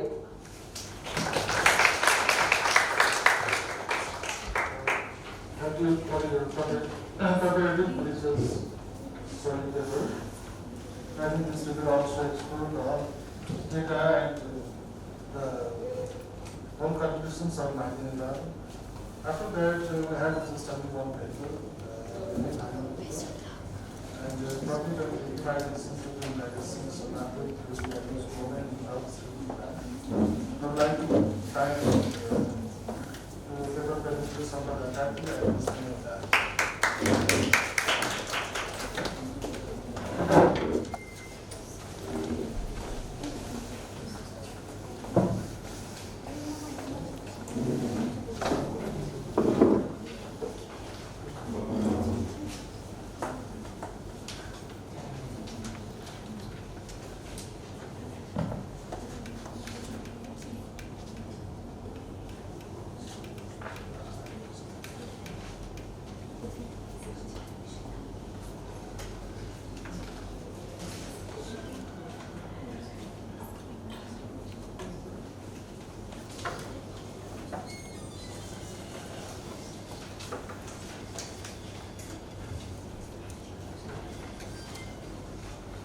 When we look at women in drug-related crime, we tend to ask the wrong question. We ask, what did she do? And then we punish accordingly. This paper asks a bit different question. What happened to her before she got here? My name is Sneha Bhandari and I, along with my co-author Sampata Karki, we are presenting our paper, Victimization to Criminalization, a Pathway Theory Approach to Women in Drug-Related Crime. The women in our study does not fit neatly into a one box. Some are drug users, some committed offense at the direction of a partner. Many are both. but what they share is a common corridor, one built from abuse, coercion, poverty, and dependence. And pathway theory, developed within a feminist criminology, helps us map that corridor. Pathway theory does not treat crime as a free choice. It treats it as a survival response, and crucially, it allows us to hold two truths at once. A woman can be a victim and an offender simultaneously. That's precisely why it is the right lens for this paper, not to excuse but to explain. Here is our table of contents.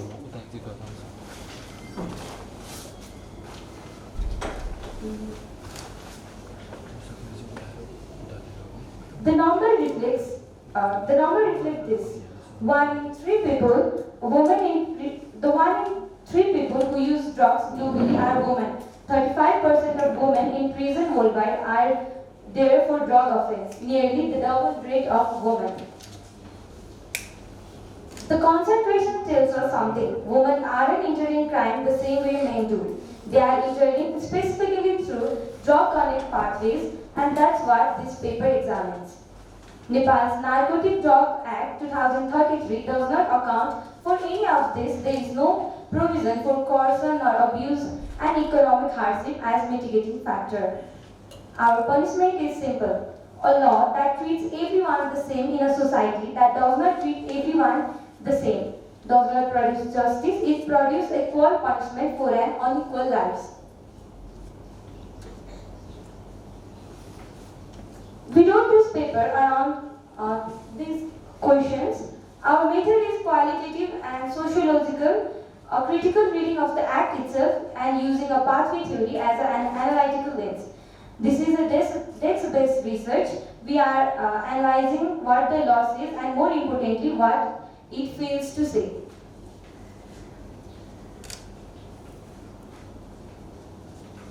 A pathway theory, the core lens. Pathway theory asks us to stop treating crime as a single moment and start treating it as a destination, one that leads through a long sequence of gendered experience. Kathleen Daly maps 5 pathways: a woman fleeing abuse and surviving on streets, woman drawn into a drug use by intimate partners, woman carrying chronic histories of harm, woman whose offending connects directly to domestic violence, and woman acting out of economic necessity. The research behind this is consistent. Consistent studies shows women are frequently initiated into drug use by a partner. Women with substance use disorders show PTSD rates between 30 and 59%, most rooted in earlier abuse. Internationally, the Bangkok rules already reflect this understanding, presuming non-custodial response for women in low-level drug cases, and Nepali law does not.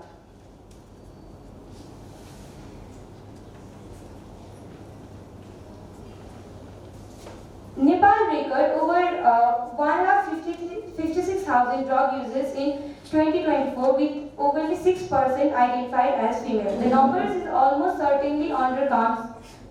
Stigma keeps women invisible in official data. But the data shows is that female drug users are being arrested at higher rate crimes than male users. Nepal has no systematic data on how women entered drug-related crime, whether through coercion, intimate partner influence, or economic deprivation. That absence is not accidental. It reflects a legal system that was never designed to ask questions. The Narcotic Drug Act does not could be inquired into women's role in supply chain, her history of abuse, or circumstances that brought her here. Now I am here to continue this slide. So far we have seen who these women are and what drives them in this committing this crime. Now let's look at what the law says, or moreover what it fails to say. Narcotic Drugs Control Act 2033, Section 4 prohibit cultivation, sales, distribution, consumption of drugs. There is no exception of coercion and duress. Here, a woman forced by her partner to carry drugs receives the same treatment as someone who chooses to traffic them freely. Section 14G, subsection G3 is perhaps the most striking gap. It imposed 15 years of life imprisonment for trafficking over 100 grams, the same sentence for the coerced moles for the drugs and also for the drugs. Lord, the law does not recognize the law does recognize the list of aggravating factors in exception clause of section 14 Narcotic Drugs Control Act, but it forget to mention about coercion or duress can be the aggravating factor as well. Section 19A offer immunity for those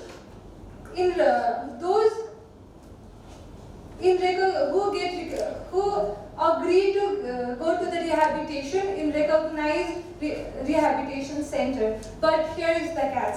Women cannot access the treatment because of the limited number of women-centric rehabilitation. Rehabilitation and this protection exists only for those who can already reach it. The UNODC General Responsive Assessment Scale has a term for this: gender blindness. It is not gender neutral. Our gender neutral law acknowledges the differences and choose not to act on it. A gender blind law does not even see these differences. Nepal National Master Plan of 2022 to 2028 follow the same pattern, focus on enforcement and awareness, but completely silence on women-specific rehabilitation center. The legal gap are one thing, but what happened when given the existing system, the budget, the institution, the partnership also failed? The Ministry of Home Affairs for the fiscal year 2081 and 2022 have allocated 69 lakh on 2081 and 10 lakh for 2082. And in 2081, it received only, in 2081, only 5.95% was used for the rehabilitation center and for drugs awareness program. But in 2082, the government fails to spend the budget in this awareness program, and so this is not the problem. So resources is not the problem. Nepal has the money. The failure is in its execution, and the failure has a face. It faces of women who need trauma counselor, a rehabilitation bed, skilled training person, and found nothing. The NGO partnership tells the same story. The government amended its rule to allow NGO to run drug treatment center with government funding, medical care, counseling, skill training, all promised. It was celebrated on paper, the money stayed at the bank. So recommendation. So what need to change? The first, amend the Narcotic Drugs Control Act, and the sentencing must be required to consider coercion, the women's role in supply chain, and the prior victimization, in line with Bangkok Rule 61 and 62. Similarly, it should also favor non-custodial responses as listed in Bangkok Rules 57, which has already been recommended. So, the Mulugi Criminal Code should also explicitly mention about coercion as a mitigating factor in section 39A. The respective authorities should be trained about the victimization to criminalization approach and apply them in the real life scenario. So, can I conclude? So, this paper argues that women's involvement in drugs crime cannot be understood through a purely punitive or gender neutral lens. pathway theory shows that what we can call criminalization is really a free choice. It is free choice. So we are not saying women. We are not asking for a special treatment. We are not asking for women to escape accountability. We are asking that when a woman stands before the judge, her history should be visible. That the weight of the drugs in her bag is not only the things that matter. That the coercion, the abuse, the economic deprivation, and also have equal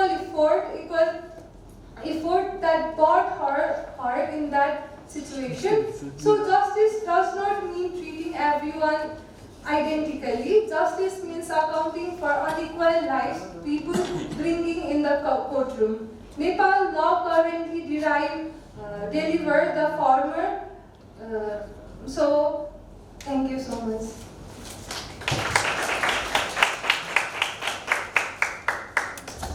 Many thanks.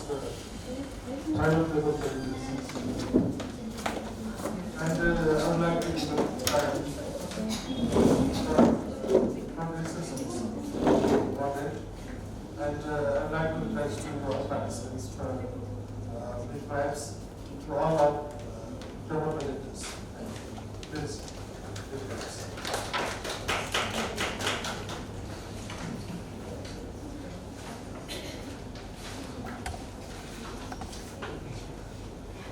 Thank you to all the presenters for their insightful and thought-provoking presentations. We have now successfully concluded all the paper presentations, and we will now move towards the question and answer session. Respected participants and as well as the volunteer team are kindly requested to raise concise and relevant questions, preferably mentioning the paper or the presenter they are addressing, or maybe if you have any opinion or suggestion regarding the presentation, then you can state it as well. The floor is open to questions and suggestions.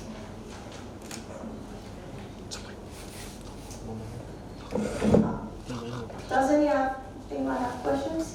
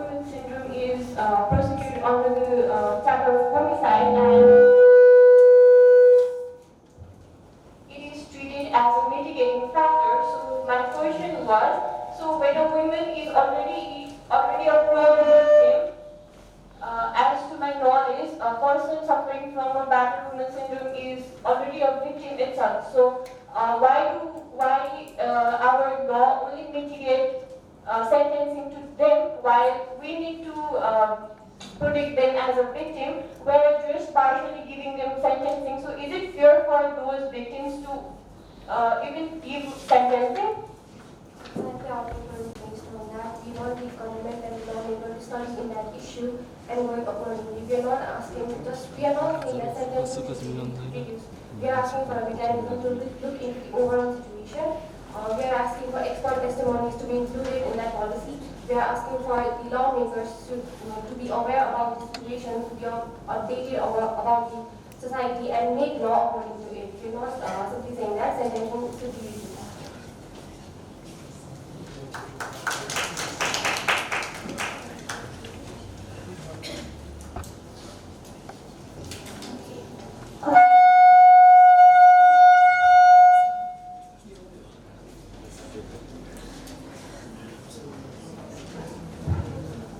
So does anyone ask questions?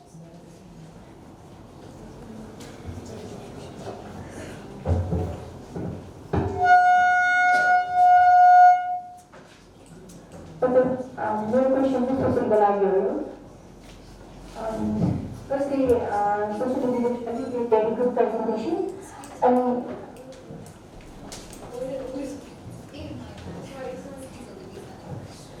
Firstly, you did very good presentation.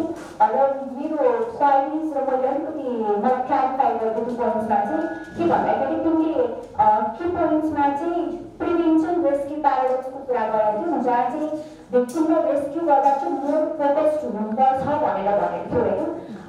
तिमीलाई चाहिँ के लाग्छ कसरी चाहिँ focus हुँदाखेरि यो चाहिँ मोर effective हुन्छ जस्तो लाग्छ? त्यसमा चाहिँ अलिकति क्ल्यारिफाई गर्दैन मलाई।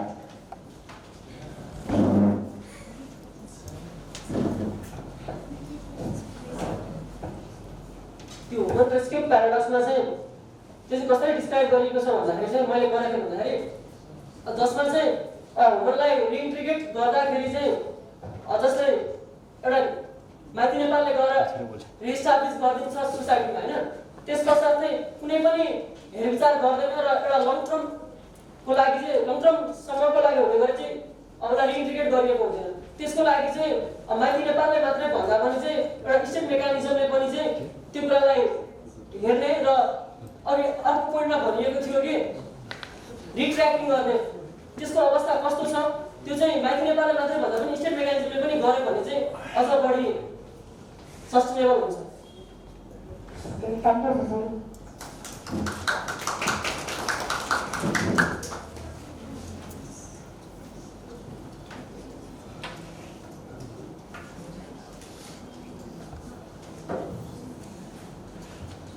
मेरो क्वेसन चाहिँ the paper victimization, criminalization of powerful very close to women in crime value.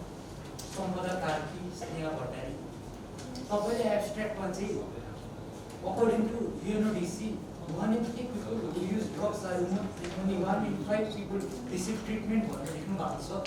तर UNODC को 2025 को रिपोर्ट अनुसार 1 in 18 भनेर उनीहरूले स्ट्याटिस्टिकल फिगर निकाल्नु भएको छ। यो तपाईँको सोर्स कताबाट?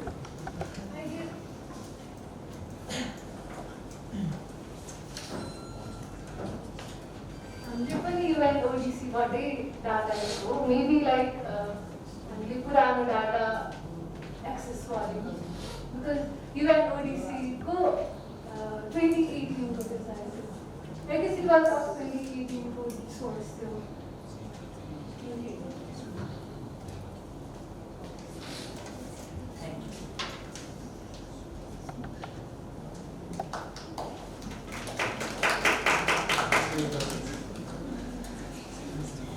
Any additional questions?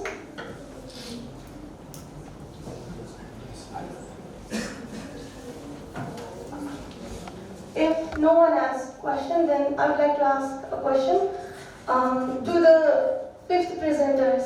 My question is also to the fifth presenter, Sampada Kaike and Sneha Bhandari. So, यो चाहिँ नेपालीमा भन्छु ल। अघि तपाईँहरूले मेन्सन गर्नुभएको थियो, मतलब सजेसन जस्तै गर्नुभएको थियो कि ड्युरेस र कोएर्जनलाई चाहिँ मिटिगेटिङ फ्याक्टरको रूपमा section 39 को A मा राख्ने भनेर अघि सजेसन गर्नुभएको थियो. So let's suppose we add the provision of duress and coercion into the provision of mitigating factors. You suppose government suppose अनि my question is yo mitigating factors provision भित्र हाल्यौं भने पनि so can we ensure that yo provision चाहिँ abused हुँदैन अथवा misused हुँदैन किनकि there are chances that some actual drug traffickers who may not have been coerced or duressed might take advantage of the provision. So do we have any measures? Given, of course,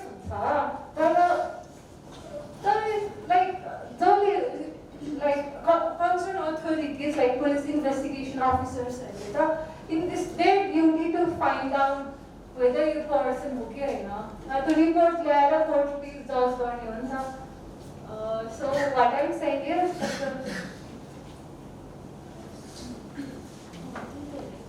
investigation proper and the investigation report plainly judge like they should give rational judgment to report it. So basically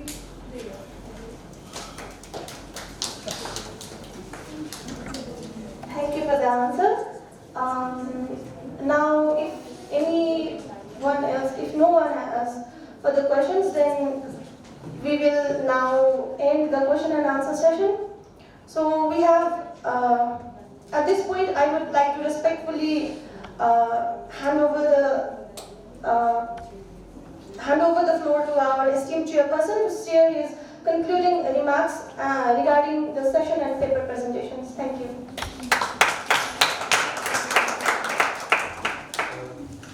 Thanks to Maharaj for some opinion. I think I would like to express in there my opinion. The intended is better. Previous or last.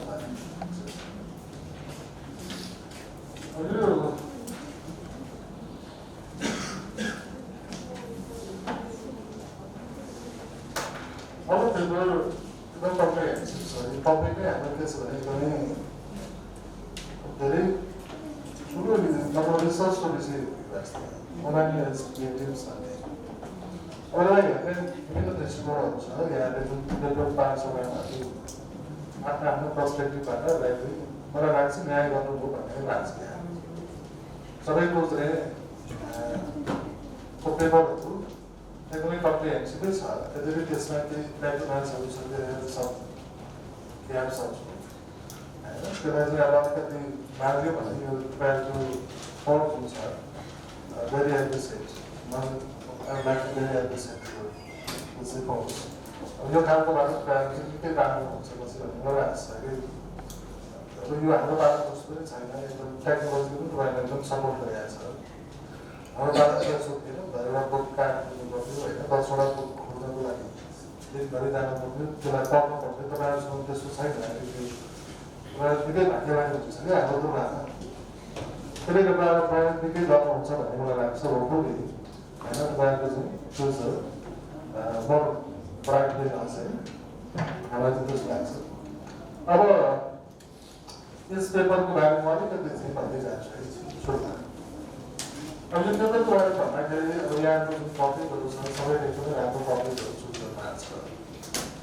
But it's true that gender patterns that are true. One level, but it will be comprehensive, so non-comprehensive service. Managed control answer.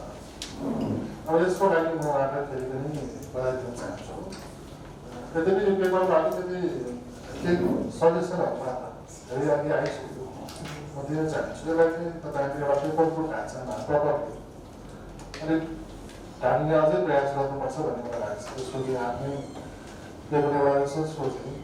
Report back another paper presentation for this year.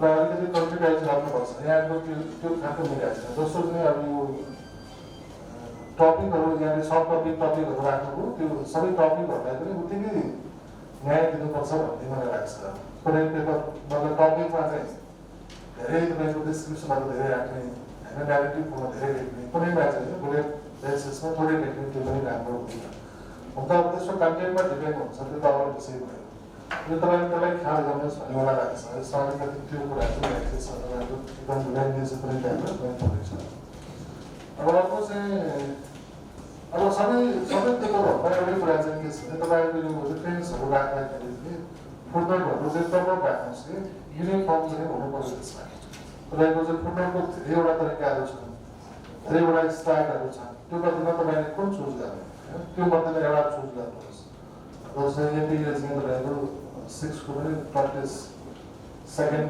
Third भर्सनको क्या आइसक्यो अब यस्तो खालको लोगोको भर्सनहरू धेरै छ अब हामीले चाहिँ एउटा जुन एडोप्ट हुन्छ तर त्यो चाहिँ अब लमा चाहिँ दुईवटा एपिए र लोगो चाहिँ बेटर धेरै अरू चाहिँ सोसियोलोजिकल रूपमा चाहिँ हेर्दाखेरि अरू रिसर्चमा अरू एप्लाई गर्छ लको चाहिँ त्यो दुईवटामा एउटा चाहिँ लामो दिनु तपाईँलाई एकदम बेटर हुन्छ भन्ने मलाई लाग्छ र जुनले पनि तपाईँले प्रपर खालको मतलब चाहिँ फुटबल नम्बर 1 देखि 8 सम्म चाहिँ एउटै चाहिँ स्टाइलमा कुनै एउटा त्यस्तो चाहिँ हुनु भएन त्यो मिसिङ छ र कतिवटा पेपरमा त यो फुटबलकै पनि छैन कुनै पेजमा 3-4वटासम्म चाहिँ छैन त्यसपछि छ छैन छ भने जस्तो पनि छ होइन त्यसलाई चाहिँ तपाईँले अलिक अहिलेदेखि नै त्यो कुराहरू चाहिँ सबैभन्दा भित्र जहाँबाट तपाईँले रिसोर्सबाट लिनुभयो नि त्यो रिसोर्स चाहिँ तपाईँको आफ्नो पर्सनल ओपिनियनको रूपमा भन्दा पनि रिसोर्सलाई जे छ त्यो राख्नुपर्छ कि त्यो चाहिँ जस्टिस हो होइन त्यो न्याय दिनु पऱ्यो नि त त्यो अथरलाई पहिलाको अथरलाई तपाईँको पेपरबाट कसरी बरु गर्छ भने उसलाई पनि अथरलाई पनि तपाईँ न्याय दिनुपर्छ त्यो मात्र होइन रिसर्चको चाहिँ एउटा त्यो एउटा चाहिँ धर्म पनि हो त्यो भएपछि पो रिसर्च तपाईँको पर्सनल थट होइन त्यो होइन तपाईँको एनालिसिस पार्टभन्दा बाहेक जसरी तपाईँ नबाट गाउने हो त्यस कारण त्यो कुराको मिसिङ छ मैले चाहिँ क्याटेगोरी कति सबै पेपरलाई हुनै चाहिँ यद्यपि कुनै पेपरमा अलिक राम्रो छ धेरै राम्रो पनि छ कुनै पेपरमा छँदै छैन अब चाहिँ तपाईँहरूले युनिफर्मिटी मेन्टेन गर्नुहोस् भने सबैलाई भने नाम तोकिने छ पेपर वाइज भन्दाखेरि फर्स्ट पेपरको चाहिँ मा पनि त्यो कुरा छ अब उहाँको डेटाहरू राम्रो भएको छ त्यो राम्रो छ अब यसमा चाहिँ मिसिङ पोइन्ट चाहिँ के लाग्छ मलाई भने पहिलो पेपरमा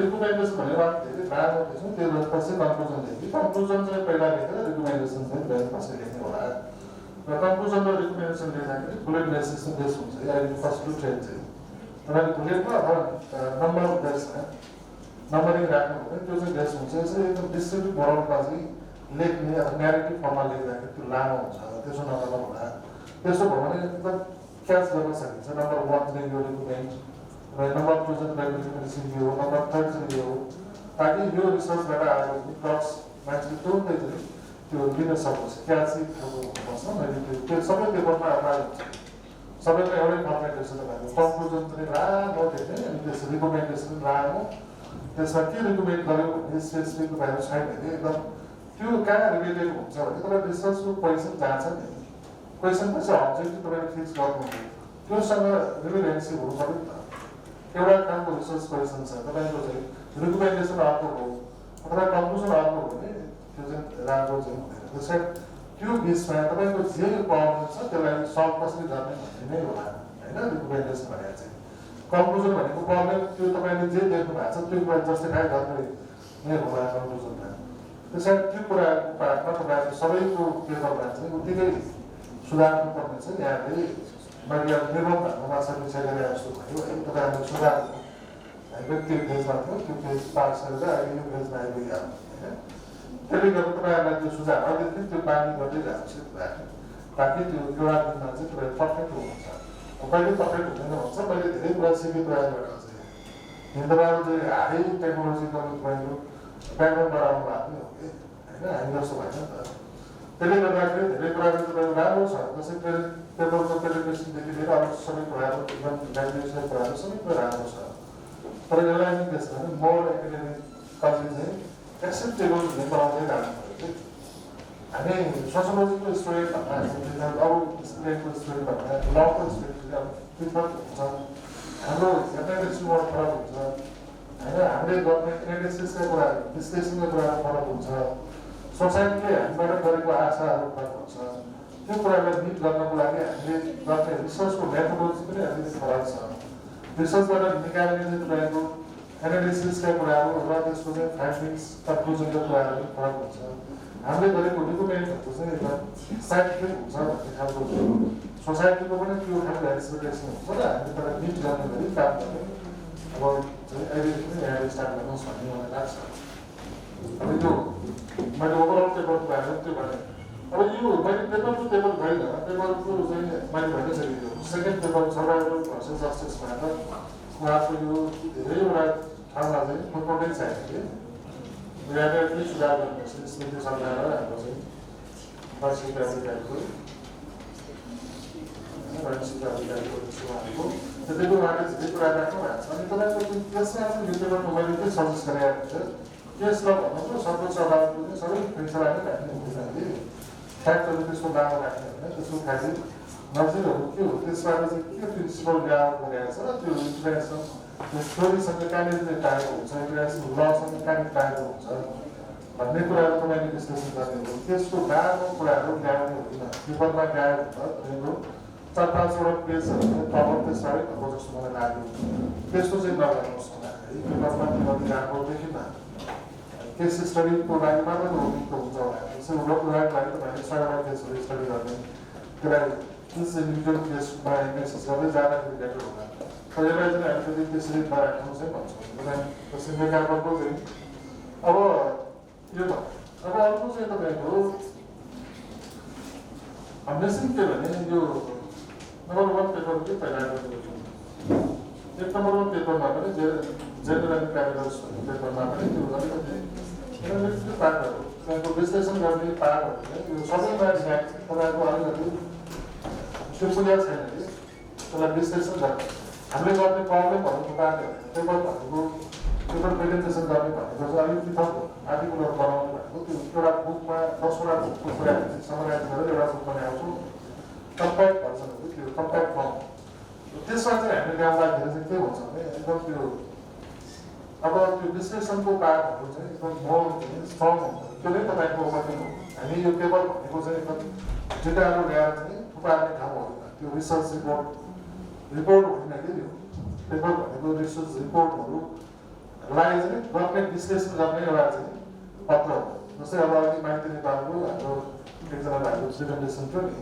उहाँले चाहिँ माइती नेपालको सबै डेटाहरू ल्याउनु उहाँले कम्पेरिटिभ स्टडी गर्नुभएको छ सायद त्यो भन्नुको मैले भन्न खोजेको थिएँ विश्लेषणहरू गर्ने चाहिँ ठाउँमा चाहिँ हामी अलिक बढी धेरै इन्फर्मेसन ल्याउने विश्लेषण चाहिँ नगर्ने भएपछि त्यो त अरूकै कुरा दिइहाल्यो त तपाईँको चाहिँ कुरा के हो त भन्ने कुरा चाहिँ अलिकति बढी लेख्नु पर्यो त्यसमा बढी जोड दिनु पऱ्यो कि बुझ्नु सब हामीले के गर्यौँ इन्टरनेसनल यसको चाहिँ जुरिस्प्रुडेन्सदेखि लिएर इन्टरनेसनल कन्भेन्सन इन्टरनेसनल तपाईँको चाहिँ ल पनि ल्यायो नेसनल लहरू पनि ल्यायो नेसनल इन्स्टिट्युसनको चाहिँ रोलहरू के हुन्छ सबै ल्यायो केस लहरू पनि ल्यायो त्यसपछि अब नेपालको जुडिसियरीको एटिट्युड के हो त्यो पनि ल्यायो सबै कुराको पायो तर हामीले विश्लेषण त्यो सबै ल्याइसकेपछि त्यसलाई चाहिँ हाम्रो फर्ममा चाहिँ विश्लेषण तपाईँको चाहिँ रिसर्च प्रब्लम के हो र त्यसलाई हेरेर तपाईँ विश्लेषण गर्नु पऱ्यो कि अब के हो त भन्ने कुरा होइन त्यो चाहिँ तपाईँले सुनाउनु भयो भने त अब ग्रुप जति उहाँले पनि के भन्छ त्यो तर चाहिँ चाहियो भनेको छैन अब तर हेर्ने हो क्या हामीले दुध होइन है तर फ्याक्ट होइन त्यसो के हो त्यो हेर्ने हो तर निकाल्ने काम गर्नुहोस् मैले स्लाइडली अब तर पनि नदेखा पनि होला तर फेरि सहरको होइन हामी गाउँमा हुर्का भने तर भने दुध उमाले नदेखि पनि हुँदैन फेरि होइन अहिले त्यस्तो हुन्छ त्यसमा त्यो कुरामा अलिक ध्यान दिनुहोस् भन्ने मलाई लाग्छ अर्को यो एथिक्स अफ ड्रग भन्ने कुरा यो एउटा टपिक छ यो पनि एकदम इन्ट्रेस्टिङ टपिक हो उहाँको टपिक उहाँको यो पेपरलाई हेर्दाखेरि अब अलिक यो इन्टरनेसनल कुराहरूदेखि लिएर यो कुराहरू ल्याउनु भएको छ पोलिटिकल कुराहरू छ उहाँको चाहिँ यो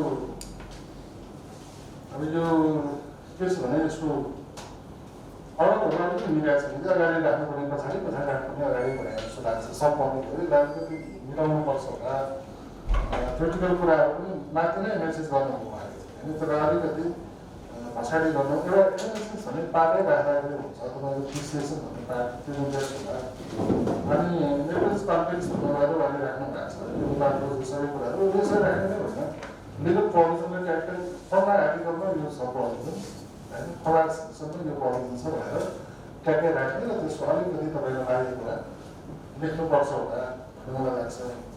अब उहाँले त्यसो 90%मा आएपछि फेरि चाहिँ इन्टरनेसनल अप्लिकेसनको कुराहरू राख्नु पऱ्यो। त्यो नेपालको चाहिँ डोमेस्टिक लमा आउनुभन्दा अगाडि नेप्लिज चाहिँ अप्लिकेसन के हो त्यसपछि मात्र नेप्लिज लमा चाहिँ तपाईँले छेड्नु पऱ्यो कि त्यो चाहिँ अलिकति तलमाथि भएको छ। एकपल्ट मिलाउनु भएको छ भन्नुहोस् भन्छौँ उहाँको पेपरलाई होइन। अब त्यसपछि उहाँले यो अरू देशहरूको फिलिपिन्समा डिक्रिमिनलाइजेसनको कुराहरू गर्नु भएको जस्तो लाग्छ मलाई। अब त्यसको चाहिँ इम्प्याक्ट के हो नेपालमा पनि अब के छ डिक्रिमिनलाइजेसन ओभर क्रिमिनलाइजेसन पनि भएको छ कि यो कोर्टमा पनि हेर्नुपर्छ कि कतिपय ठाउँमा चाहिँ ओभर क्रिमिनलाइज भएको पनि छ। कतिवटा देशहरूमा डिक्रिमिनलाइज भएको पनि देशहरू छ ओभर क्रिमिनलाइज भएको देशहरू पनि छ होइन। त्यस कारण तपाईँ अलिकति तपाईँले स्टडी गरिसकेपछि त्यसमा पनि जानुहोस्। र हाम्रो सिनारी के हो त तपाईँले भन्न खोजेको चाहिँ के त्यसलाई डिक्रिमिनलाइज गर्नुहोस् भन्न खोजेको हो कि होइन। अब ओभर क्रिमिनलाइज भएको छ कि अथवा क्रिमिनलाइजको पार्टमा चाहिँ यसमा एक्स्ट्रा अरू एडिसनल चाहिँ कुराहरू मेन्सन गर्नुपर्ने चाहिँ त्यसको ल्याक्सेसहरू छ कि होइन तपाईँको चाहिँ अलिकति यो पार्ट पनि विश्लेषण गर्नुहोस् भन्ने मलाई लाग्छ। यो पेपर मैले दिनै पढेँ। अब यसमा चाहिँ अब एउटा अर्को ल्याक्सेस पनि रहेछ। अब इन्स्टिट्युसनल मेकानिजमको कुराहरू हामीले अरू पनि छैन है तपाईँहरूको जति पनि यो पेपरमा एउटा ल्याक्सेस के छ भने नेपालमा चाहिँ त्यस्तो खालको संरचनाहरू स्ट्रक्चरहरू के छ इन्स्टिट्युसनल मेकानिजमहरू छन् त त्यो प्रिभेन्ट गर्ने सपोर्ट गर्ने गभर्नमेन्ट जुडिसियरी आफ्नो एउटा इन्स्टिट्युसन हो। त्यसपछि नेपाल पुलिस होला होइन। त्यसपछि त्यो भित्र पनि धेरैवटा विङ्सहरू छन्। उमेन्द्र चेपेललाई हेर्ने खालको एउटा छुट्टै डिपार्टमेन्ट छ नेपाल क्लबभित्र। त्यस्तो खालको चाहिँ सबै मेकानिजमहरू छ त्यसले चाहिँ एक खालको कामहरू गरिरहेको छ। उनीहरूको भूमिका के हो उनीहरूको अथोरिटी के हो उनीहरूको भूमिका के हो र उनीहरूको चाहिँ अथोरिटी र भूमिका अनुसार काम गरेको छ कि छैन त्यसको इम्प्याक्ट के पर्छ सोसाइटीमा भन्ने खालको विश्लेषणहरू तपाईँले पेपरमा राख्नु भने तत्त्व ठाउँमा राख्नु भने त्यो अझ चाहिँ बेटर हुन्छ भन्ने मलाई लाग्छ। र इम्प्याक्टको कुरा गर्दाखेरि यो उनीहरू भिक्टिम भनेपछि यो चाहिँ त्यसो भने फेरि एकदम ब्रोडर चाहिँ कन्सेप्ट आएको छ। त्यसको पछाडि धेरै एउटा चाहिँ लिगल फ्याक्टर मात्र चाहिँ हामीले हेरेर हुँदैन। अब यो त चाहिँ सोसाइटीको अन्डरस्ट्यान्डिङका कुराहरू छ social norms values economic relation होइन ग्लोबल चाहिँ रेसका कुराहरू छ। यो विभिन्न फ्याक्टरहरूले चाहिँ त्यहाँ इफेक्ट गरिरहेको हुन्छ। यसलाई मल्टिपल इफेक्ट गर्ने त्यो जुन एउटा सेक्टरहरू छ त्यो सबैको चाहिँ तपाईँले हेर्न सक्नुभयो भने मलाई लाग्छ त्यो एकदम बेटर हुन्छ। सायद तपाईँले जुन जुन पेपरमा रिक्वायर हुन्छ नि एउटा मात्र अब एउटा चाहिँ त नेचुरल कुराहरू पनि छन् यसमा।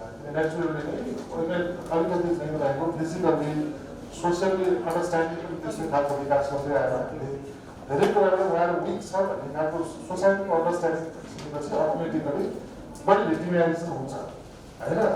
यो खालको चाहिँ विभिन्न मोडबाट चाहिँ हामीले हाम्रो दर्शन थियो एउटा चाहिँ त्यसमा हाम्रो चाहिँ हाम्रो दर्शन थियो अरूको देशको दर्शनहरू थियो त्यसको ट्रिटहरू कसरी गर्यो जस्तै अब हाम्रो यसमा भन्दाखेरि युनिभर्सल चाहिँ तपाईँको दर्शनहरूलाई ल्याएर पनि हुँदैन। अमेरिकन दर्शन र हाम्रो दर्शन फरक छ। युरोपियनहरूको सोच्ने जेन्डरको विषयमा सोच्ने तपाईँको चाहिँ दर्शन र नेपालको चाहिँ दर्शन फरक छ। नेपालमा पनि कास्ट वाइज फरक हुनसक्छ। तपाईँको चाहिँ जनजाति आदिवासीहरूले हेर्ने दृष्टिकोण फरक छ। तराईमा चाहिँ महिलाले हेर्ने दृष्टिकोण फरक छ। हिन्दू सोसाइटीमा हेर्ने दृष्टिकोण फरक छ। त्यसरी यो अलग अलग हाम्रो चाहिँ तपाईँको फलहरू छ नि यसले कतै न कतै वुमेन भिक्टिम हुनुको पछाडिको कजहरू छ। सर यो तपाईँको जहाँसम्म तपाईँको सोसाइटी प्रवेश गर्नुहुन्न यसको चाहिँ हामीले थ्योरिटिकल डिस्कसन गर्न पनि सक्छौँ। सो रियल प्रब्लम कहाँ भन्ने ठाउँमा चाहिँ हामी जान सक्दैनौँ। सर मलाई लाग्छ तपाईँहरूको पेपरमा त्यो पार्ट पनि कुनै न कुनै पर्सपेक्टिभ भएर एउटा चाहिँ सर्ट टपिक थप्नु भएको तपाईँले अलिकति फाइनल भनौँ होइन। फाइनल त अझै पनि डिस्कसनमा आएको चाहिँ सबै कुराहरू राख्नु भने कभर गरेर तपाईँलाई लागेको कुरा कभर लागेको कुरा पनि अझ त्यसमा राख्ने क्रममा त्यो पनि राख्नुहोस् भन्ने मलाई लाग्छ। अब माइती नेपालको कुरा पनि अब माइती नेपालको जुन पेपर पनि मान्छे पनि पर्फेक्ट फर्म छ। यसमा के छ भने इन्स्टिट्युसनल मेकानिजमहरू उहाँको ल्याक्सेस छ। अब माइती नेपाल सबैले सबै गऱ्यो भन्ने होइन। एउटा चाहिँ ह्युमन ट्राफिकिङ कन्ट्रोलको लागि चाहिँ एउटा ल नै एक खालको चाहिँ ल हो अरू इन्स्टिट्युसनहरू छ हाई लेभलको चाहिँ तपाईँको एउटा खालको त्यो संयन्त्र छ त्यसपछि प्रत्येक जिल्लामा चाहिँ ह्युमन ट्राफिकिङ कन्ट्रोलको लागि एउटा मेकानिजम छ समितिहरू छ त्यसपछि त्यसको लागि चाहिँ तपाईँ गभर्मेन्टको चाहिँ महिला तथा बालबालिका मन्त्रालयको एउटा संयन्त्र छ त्यसरी प्रहरी फोर्सभित्र चाहिँ एउटा संयन्त्र छ बोर्ड प्रहरीहरूको लागि चाहिँ एउटा छुट्टै संयन्त्रहरू छ यी सबै संयन्त्रहरूको बिचमा चाहिँ उहाँको कोलाबोरेसन र कोअपरेसनको कारणबाट माथि नेपाली धेरै जस्तो हामीले देखायौँ उहाँले नगरे ठुलो कन्ट्रिब्युसन गरेका छ तर अरूको रोलहरू चाहिँ बेसी गर्न हुँदैन त्यो पनि ल्याएर होइन त्यसैले सबैको रोलहरू तत्त ठाउँमा के हो हामीसँग चाहिँ सोसल मेकानिजम के हो जुडिसियरीले के कन्ट्रिब्युसन गरेका छ तथा प्रहरीको कन्ट्रिब्युसन के हो यो सबै कुराहरूलाई ल्याएर अब नम्बरमा त उहाँहरू देखिन्छ तर नम्बरमा मात्र त्यसको इम्प्याक्ट हो रिसोसलाइजेसनको प्रोसेसमा र उसको फेमिलीको प्रोसेसमा चाहिँ अहिले के छ सोल्टा उहाँहरूको डेभलपमेन्ट के छ त्यो चाहिँ अलिक विक छ भन्ने भएको छ त्यस कारण अब माथि नेपालले चाहिँ एक खालको फल अब हामी एज अ ट्रेडिसनल लयरको हिसाबले हेर्दाखेरि अब प्रत्येक संस्थाहरूले फेरि के छ भने उहाँ सेक्सनमा एक खालको त्यो मुद्दालाई बोकेर हिँड्दाखेरि सोसलाइजेसनको प्रोसेसमा चाहिँ ल्याक 2-3 वर्ष त्यहाँ राख्नु के हुन्छ त्यसमा चाहिँ सोसाइटीलाई डिजाइन हुने जेन्डरलाई डिजाइन हुने होइन त्यसपछि उसले अरू वैकल्पिक मार्गहरू अवलम्बन गर्नुपर्ने हुँदो रहेछ कि त्यो महिला त्यो पर्सपेक्टिभबाट तपाईँले त्यो हेर्नुहोस् भन्ने मलाई लाग्छ के केस लहरू पनि तपाईँले स्टडी गर्दा रेगुलर हुन्छ माइती नेपालले नै सँग सम्बन्धित पनि केसहरू छ उहाँलाई ऊ जानेर केसहरू सुप्रिम कोर्टसम्म जाँदाखेरि त्यसको चाहिँ ल रिफर्म गर भन्ने खालको राइटको अराउन्ड जारी भएको पनि छ अथवा सोसल मेकानिजममा तिमीले चाहिँ अरू कामहरू गर भन्ने पनि छ गभर्मेन्टलाई चाहिँ यसो गर परमानेन्टसम्म जाने भएको थुप्रै मुद्दाहरू छ सायद त्यो मुद्दाहरू पनि तपाईँले एकपल्ट रिभ्यू गर्न आवश्यक छ भन्ने मैले भने अब यो अन्तिम पेपर हुँदा यो अब यो पनि पेपर एकदम कन्स्ट्रक्टिभ छ पेपर नभएकोमा यसमा पनि अलिकति मैले अलिकति भने सबै यो पेपरमा लागु हुने विषयहरू यसमा पनि लागु हुन्छ तपाईँले त्यो सबै कुरो ल्याउनु भएको छ त्यति तपाईँको लिमिटेसनमा टेक्स्ट बेस चाहिँ लिगल रिसर्च भएको हुनाले धेरै कुरा राखेन भन्ने पनि जस्ट दिनु भएको छ त्यति मात्र पुग्दैन तिम्रो आफ्नै कुरा चाहिँ टपिक पनि अलिकति अब ठुलो भएको हुनाले यसलाई अलिक धेरै गर्नुपर्छ अलिक मेहनत गर्नुपर्छ भन्ने मलाई लाग्छ नेभलिस स्पेसिफिक कन्टेक्स्ट भन्नु स्पेसिफिक कन्टेक्स्ट नभन्नुहोस् नेभलिस कन्टेक्स्टमा त हुँदा हुन्छ होला अब यसमा चाहिँ अब यो अलिकति डेटा चाहिँ तपाईँको 2020 को सर्वे जानु हो अनि त्यो कुरा चलिसकेको जस्तो छ 2024 को सर्वेलाई हेर्दा त अब तपाईँले एकदमै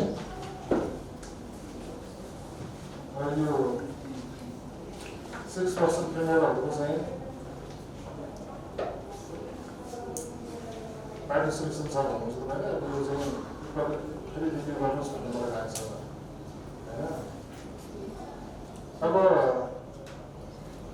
यहाँनिर यो थ्योरिटिकल एनालिसिस गर्ने ठाउँमा चाहिँ थ्योरिटिकल यो कुरा जोड्नु भएको छ यसलाई मात्रै राख्नुपर्छ होला अब यहाँ सबल लाइनको चाहिँ एउटा क्रिमिनल ज्यारिज लर्न बाई सोसाइटी भन्ने एउटा बसिरहेको छ त्यो कुरा तपाईँ तल राख्नुभयो त्यो थ्योरिटिकल पर्सपेक्टिभहरूलाई चाहिँ अलिकति माथि नै राख्नुहोस् न पहिला थियो कि त्यसपछि इन्टरनेसनल चाहिँ तपाईँको जति पनि डेभलप भएको मेडिसिनहरू इन्टरनेसनल लहरू जे जे छ त्यसलाई राख्ने इन्टरनेसनल इन्स्टिट्युसनको कुरा राखिसकेको छ नेटबेज कन्टेक्समा आएर फेरि पनि थ्योरीमा फर्क्यो भन्दाखेरि होइन त्यो अलिकति सुहाउँदैन त्यसलाई मिलाउनुहोस् भन्ने मलाई लाग्छ होइन अब कम्पिटेटिभ स्टडी तल आएपछि कम्पिटेटिभ गरेपछि फेरि तपाईँ चाहिँ लिगल ग्याप्समा जानु हो कि अब यसलाई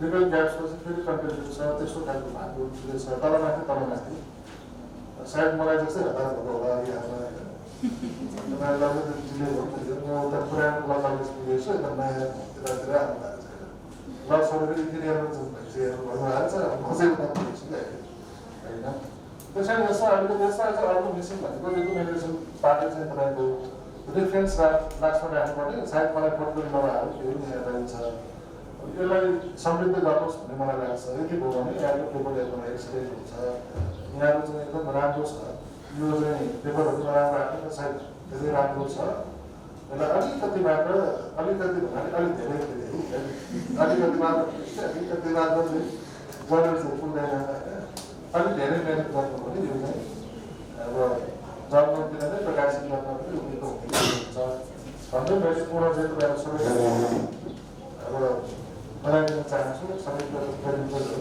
उसैले एकदम उहाँको कम्युनिकेसन परिचित छैन होइन तर मेहनतमा मात्रै पैसा हुन्छ अलिकति मेहनत गरे भने योभन्दा राम्रो हुन्थ्यो भन्ने कुराहरू उहाँ सबै सचेत नै जसो लाग्नु भयो होइन सबैलाई फेरि पनि बधाई दिन चाहन्छु धन्यवाद दिन चाहन्छु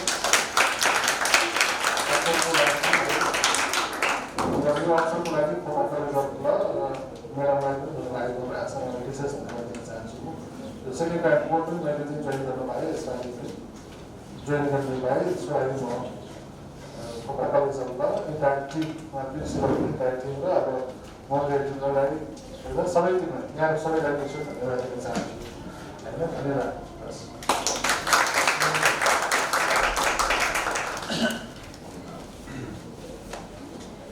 Thank you, respected chairperson, for your insightful remarks and valuable observations. With this, we have now come to the formal conclusion of this session. On behalf of the organizing committee and Khopo College of Law, I would like to express my sincere gratitude to our respected chairperson for his guidance, to all the paper presenters for their insightful contributions, to the technical team, to the rapporteur and volunteers for their support, and to all the participants for their active engagement and participation. It has been my privilege to serve as the moderator for this session. With this, I formally conclude this panel session. We will be now proceeding towards the certificate distribution. I would like to request our respected chairperson, Advocate Dr. Kunsan Lama, to kindly distribute certificates to the paper presenters in recognition of their valuable academic contributions.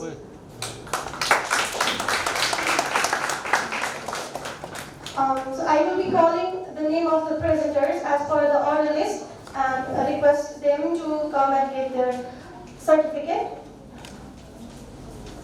Jigyasa Upriti and Medhavi Singh.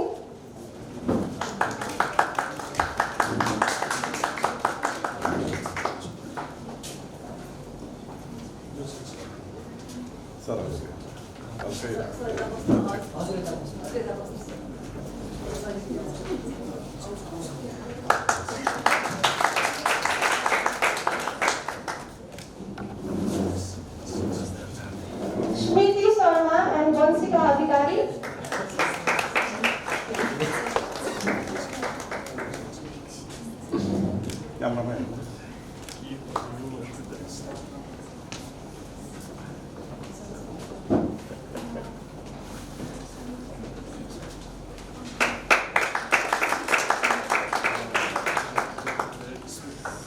Sugam Bhattrai and Ankit Verma.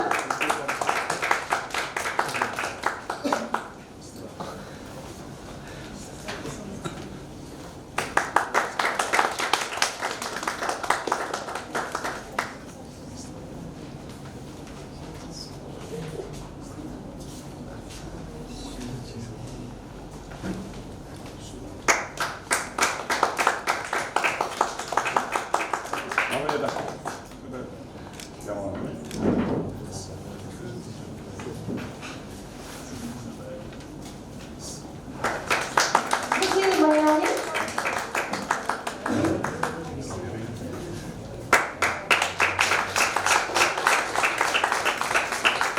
Santara Karthi and Sneha Vapani.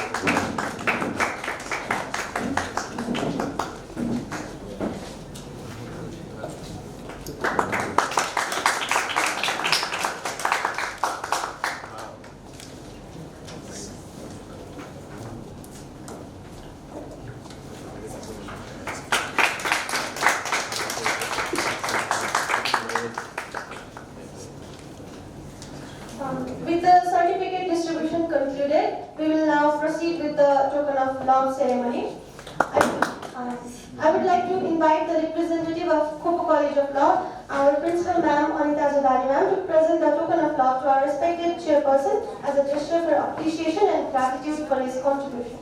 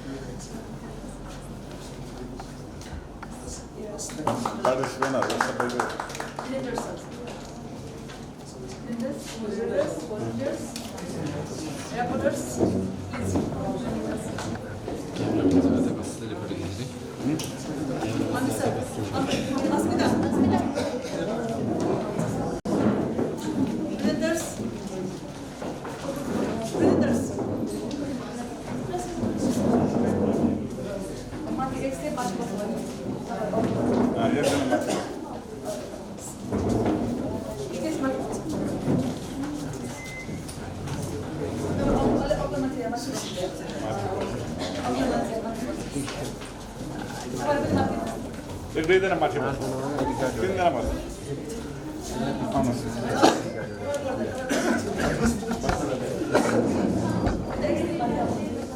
अनि एकजना हेरेर बस्छ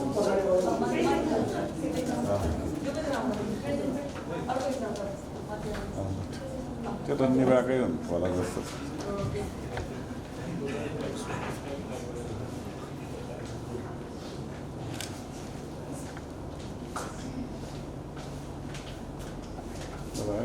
Ready? Come on, man. Natal na siya.